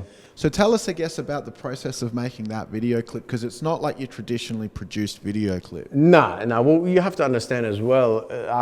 That was our first video. That was the first video I'd been involved in. And Joshy, who's obviously elevated a hell of a lot in his with his equipment and his skills since then, is LC Uncut. You know what I mean? Like he's part of the team, and he did photography on some of our earlier work, and he did the clip. And we just kind of built on, all right, let's do a clip. What do you want to do it on? You know, back then we had visions of doing clips for every track, but it was never going to happen. And yeah, Sex Fiend came up because we had a gig at the Dallas Dancer Strip Club in King Street in Melbourne, which I think we were the first to do that in Australia, and I think the Oars did one around the same time in Adelaide. But Andrew Montel, again, who was down with Weapon X and Battletown and that, he hooked us up for that gig, so good looking out. And so we actually filmed that show. And that's actually a funny story in itself, because when we came to do the gig, we said, oh, do you mind if we film? And the chick that kind of ran all the girls there, she said, well, you have to have clearance forms ultimately. We were completely green to this. We were just going to film people and throw them in the film clip, you know what I mean? She was like, nah, you know, and we're like, oh, all right. So I had to duck home after sound check and tell my missus if she could whip up some clearance forms for the strippers to sign on the dotted line to allow us to film them. So, I mean, you know, who goes home from a sound check and tells their missus, hey babe, can you please whip up a clearance form for these girls to allow us to get their titties out while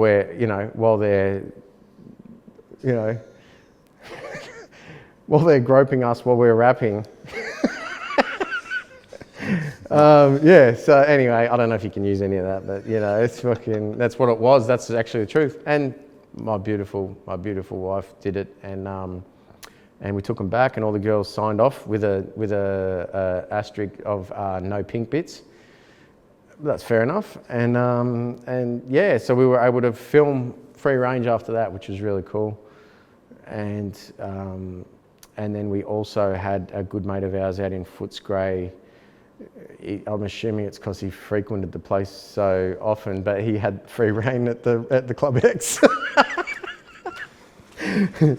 So yeah, what up, Mikey?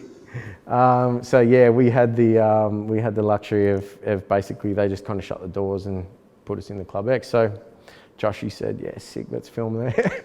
And it was just a case of grabbing various fucking, you know, films and apparatuses off the wall. And yeah, just rapping. But yeah, it was good fun, man. It was a bit of fun, you know. So it was, you know, you're not going to market a clip like that. I think it lasted on YouTube for a a couple of days and it got booted, and I think someone ended up somehow scamming to get it back on there. So, and I've got a feeling it's still alive somewhere in YouTube world. So, good looking out to that person, however they managed to do it. So. Yeah, well, I think because I didn't catch it straight away. Yeah. So whoever put that up, that's the reason why I watched it.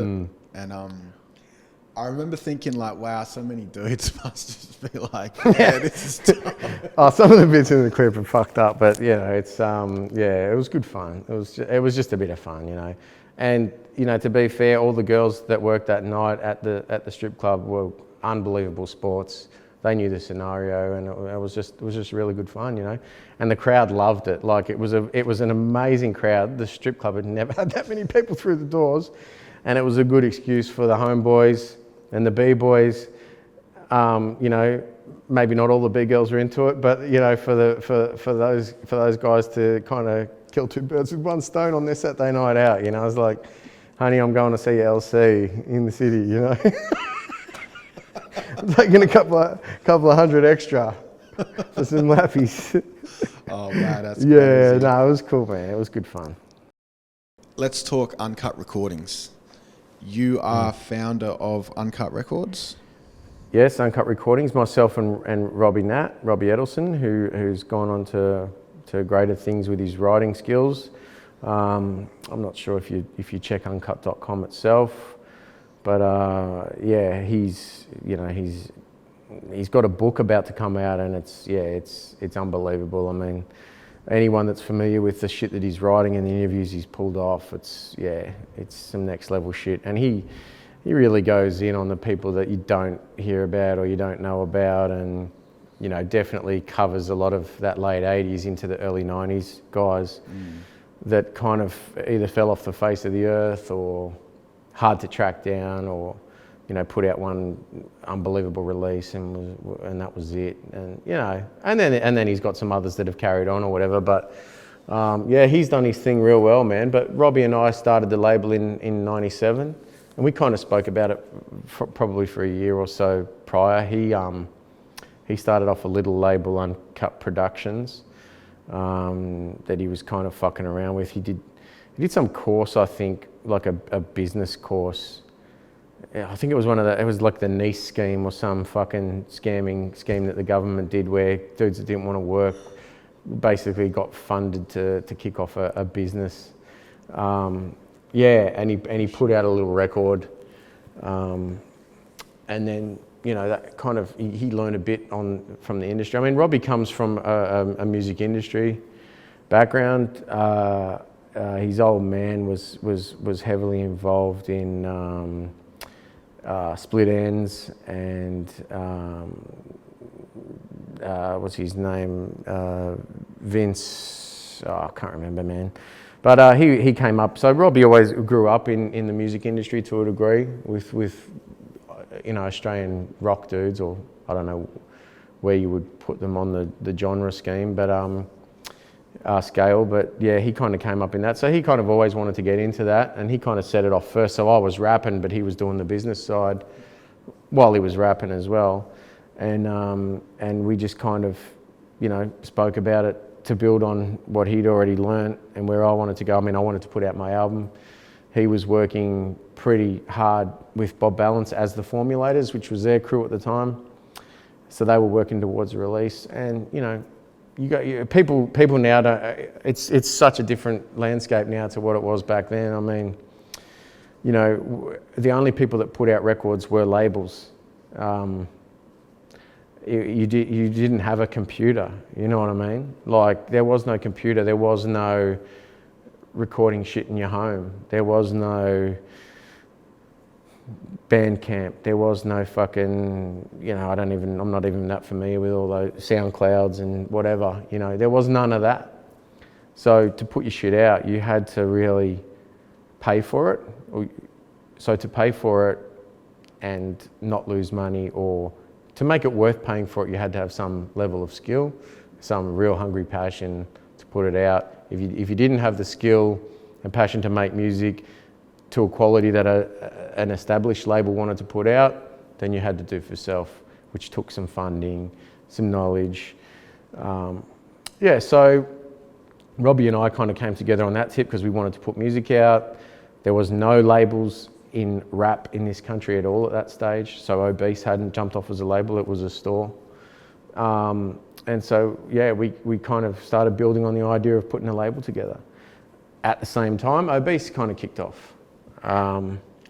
And I think there was maybe a label in Sydney at the time, and Lazy Grey was doing his thing up north. I can't speak too much at Adelaide. I think, I don't know when the Hood's first release was, or Finger Licking Good had come out. I don't know what that label was, but everyone was kind of, the only acts rap-wise in this country then that were putting out product had to basically form their own label to put it out. You had to establish a business that could build a business relationship with the stores. You know, and this is pre-online sales of any type as well. So you couldn't just fucking have a Bandcamp page or a, you know, an online store and shit. You know, it was non-existent. It's crazy to think that now, actually. So the only way to sell was at shows, in the street, on the corner, or in a shop. You know, so you had to build a business.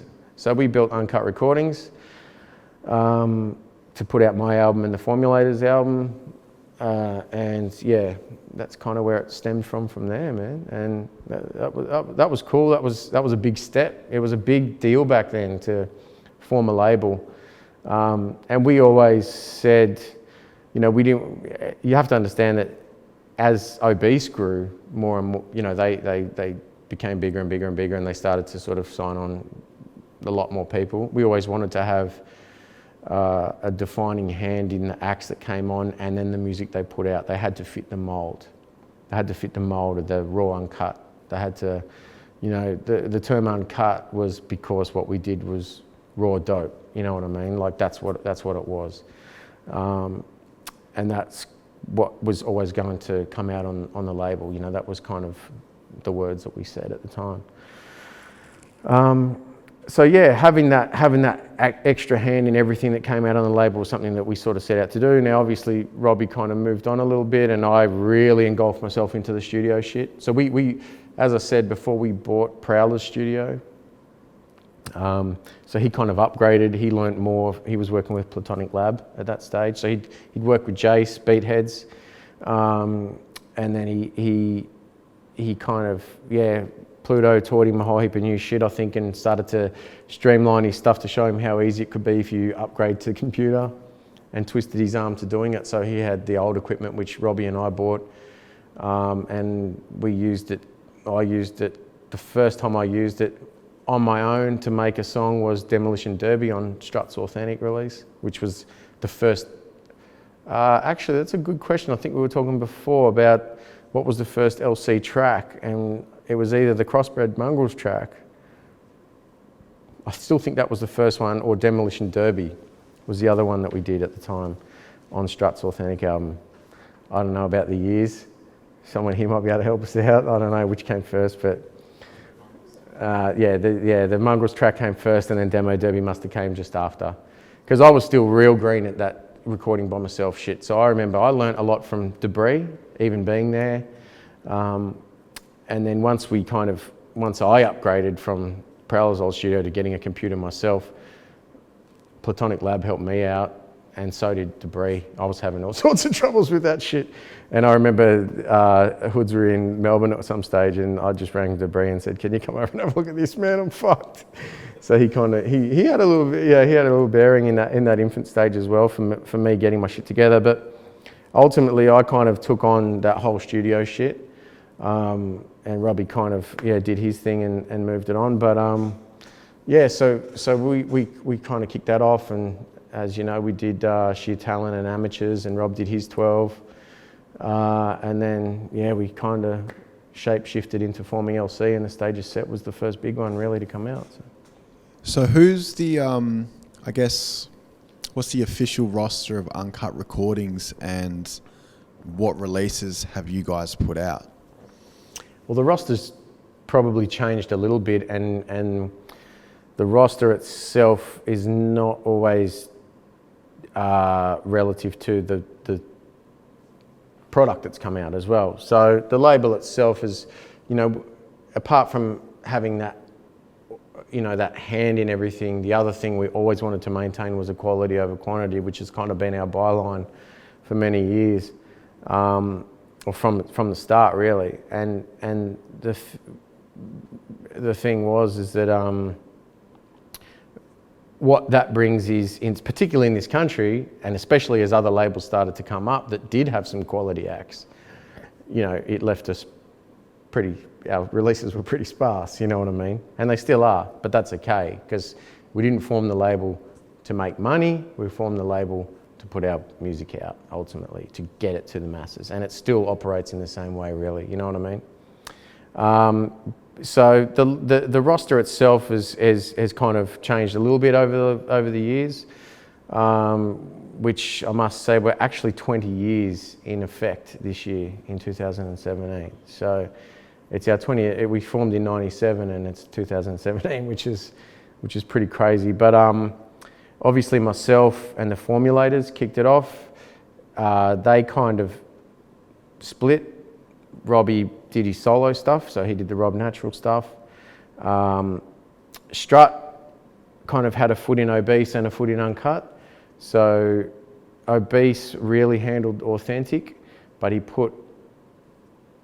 we did Demo Derby and we were kind of in that infant stage of performing live together and starting to formulate LC. So as a token kind of gesture, I guess, we kind of coexisted with Obese on that one, really for the first and only time. And Uncut was on it. And then basically LC became the primary shit, and then us as solo acts, ultimately. Once Murderous came out, as we said, we started to look to push it, bring in some new acts. As I went from working on my shit to the LC shit, I really started to build and engage in working with the guys more so than myself. And that's really started to evolve more and more and more as the years have gone on. And I love to work with other guys and bring a team into effect and get the best out of everyone, and that's probably something that I enjoy as much as any facet of the whole thing is doing that, hence why more what I'm doing now. After that it was kind of a case of trying to bring in some other guys, hence the 360 thing, and we looked at some other acts. There was a lot of young kids coming through in the battle scenes that were happening then, and you know, making demos and sending them out. And Left One was another young crew from Brisbane, who out of that rose L-Flows, one of their MCs, and he's actually on the label now. We're just finishing off his album. We started to push it, but the 360 kind of thing didn't work, and to be honest, it left a bit of a bad taste in my mouth as far as, you know, really not knowing what you're going to get when you get someone on a label, which I understand that's actually a byproduct of it, but you know, you can't always kind of mold someone into what you want them to be or to suit the label. So that's cool, we have to go about it. It kind of just made me think, well, why would you bother trying again? And that kind of ended a little bit, I wouldn't say nasty, but a bit fucked up, you know. So and you know, I was full steam ahead then with Murderous and then the Strut shit anyway, so it was kind of a case of there's only so much I can spread myself around with work and everything else that's going on. So so the roster's kind of kept to that, and then we brought L-Flows on as a solo artist a couple of years ago. His album's just about finished, and of course Kings Connected, who have kind of, I guess, taken that mantle as the key group on the label, taking over from an LC or a Trem or a Strut as the key artist pushing the label, championing the label at the moment. So you mentioned that the L-Flows album is coming out soon, so that'll be the next release on Uncut? That's the next release on Uncut, yeah, yep.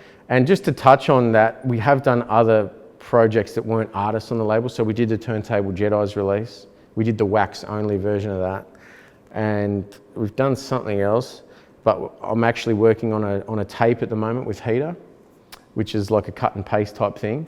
And that's really cool as well. So, you know, there's a few more of those type of projects in the pipeline as well.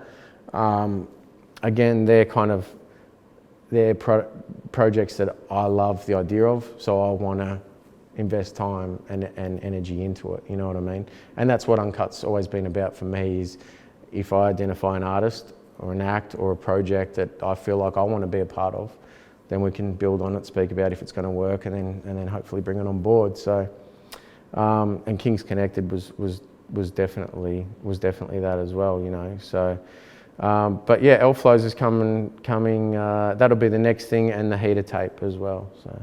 And then can we expect another Kings Connected release anytime soon? Yeah, definitely. So we've got, without giving too much away, I don't know how soon this will be unleashed, but we've got 2 7s coming out. We've got one ready to roll, and a Kings Connected 7, an A and a B side, original tracks, and then another one which will follow it up in a 3-part series, and their next album is actually underway as well. So those guys are, you know, you want to talk about hunger. Those guys are hungry, you know, not blindly hungry either, like measured, calculated, extremely talented. So they're, you know, I invest a lot of time into all the projects, but them as an act, I've invested a lot of time into. Yeah, no, we look forward to it, man. The last album was arguably the Australian hip hop album of the year. Word. I'd have to put it in there. Yeah, Not cool. to offend anybody that dropped that year, but Yeah, I think it was. I have no doubts about it, you know, and I think Connected themselves, and that album in particular, is probably as shown to be a little bit of a slow burn to a lot of people. I mean, I had the luxury of working on the album for a couple of years, so I kind of knew by the time it came out how unbelievable it is. And that's kind of one of the things that, one of the other things about Unkut and the sparseness of our drops, but the amount of time that goes into each one. I love the idea of spending a lot of time on an album, because I know by the end of it, if I'm still loving it, then I know that shit is forever, you know. And I think that's one of the things that we can pride ourselves on as a label. I don't think there's been a release, you know, maybe barring the first couple prior to the stage is set, that you know, I know people use the word classic, but people call them like local classics or whatever, and I wear that one proudly, you know what I mean? Because when someone says genuinely that your shit is a classic, you know, that's kind of what you're trying to do. In our lane, you know, for what we do, you know what I mean? And again, that goes back to the world-class shit and not just looking in your own backyard, but looking to put out to not only rap, but put out a product that can hang with you know, your favorite albums, you know. The lesson. 2 7. Oh yeah.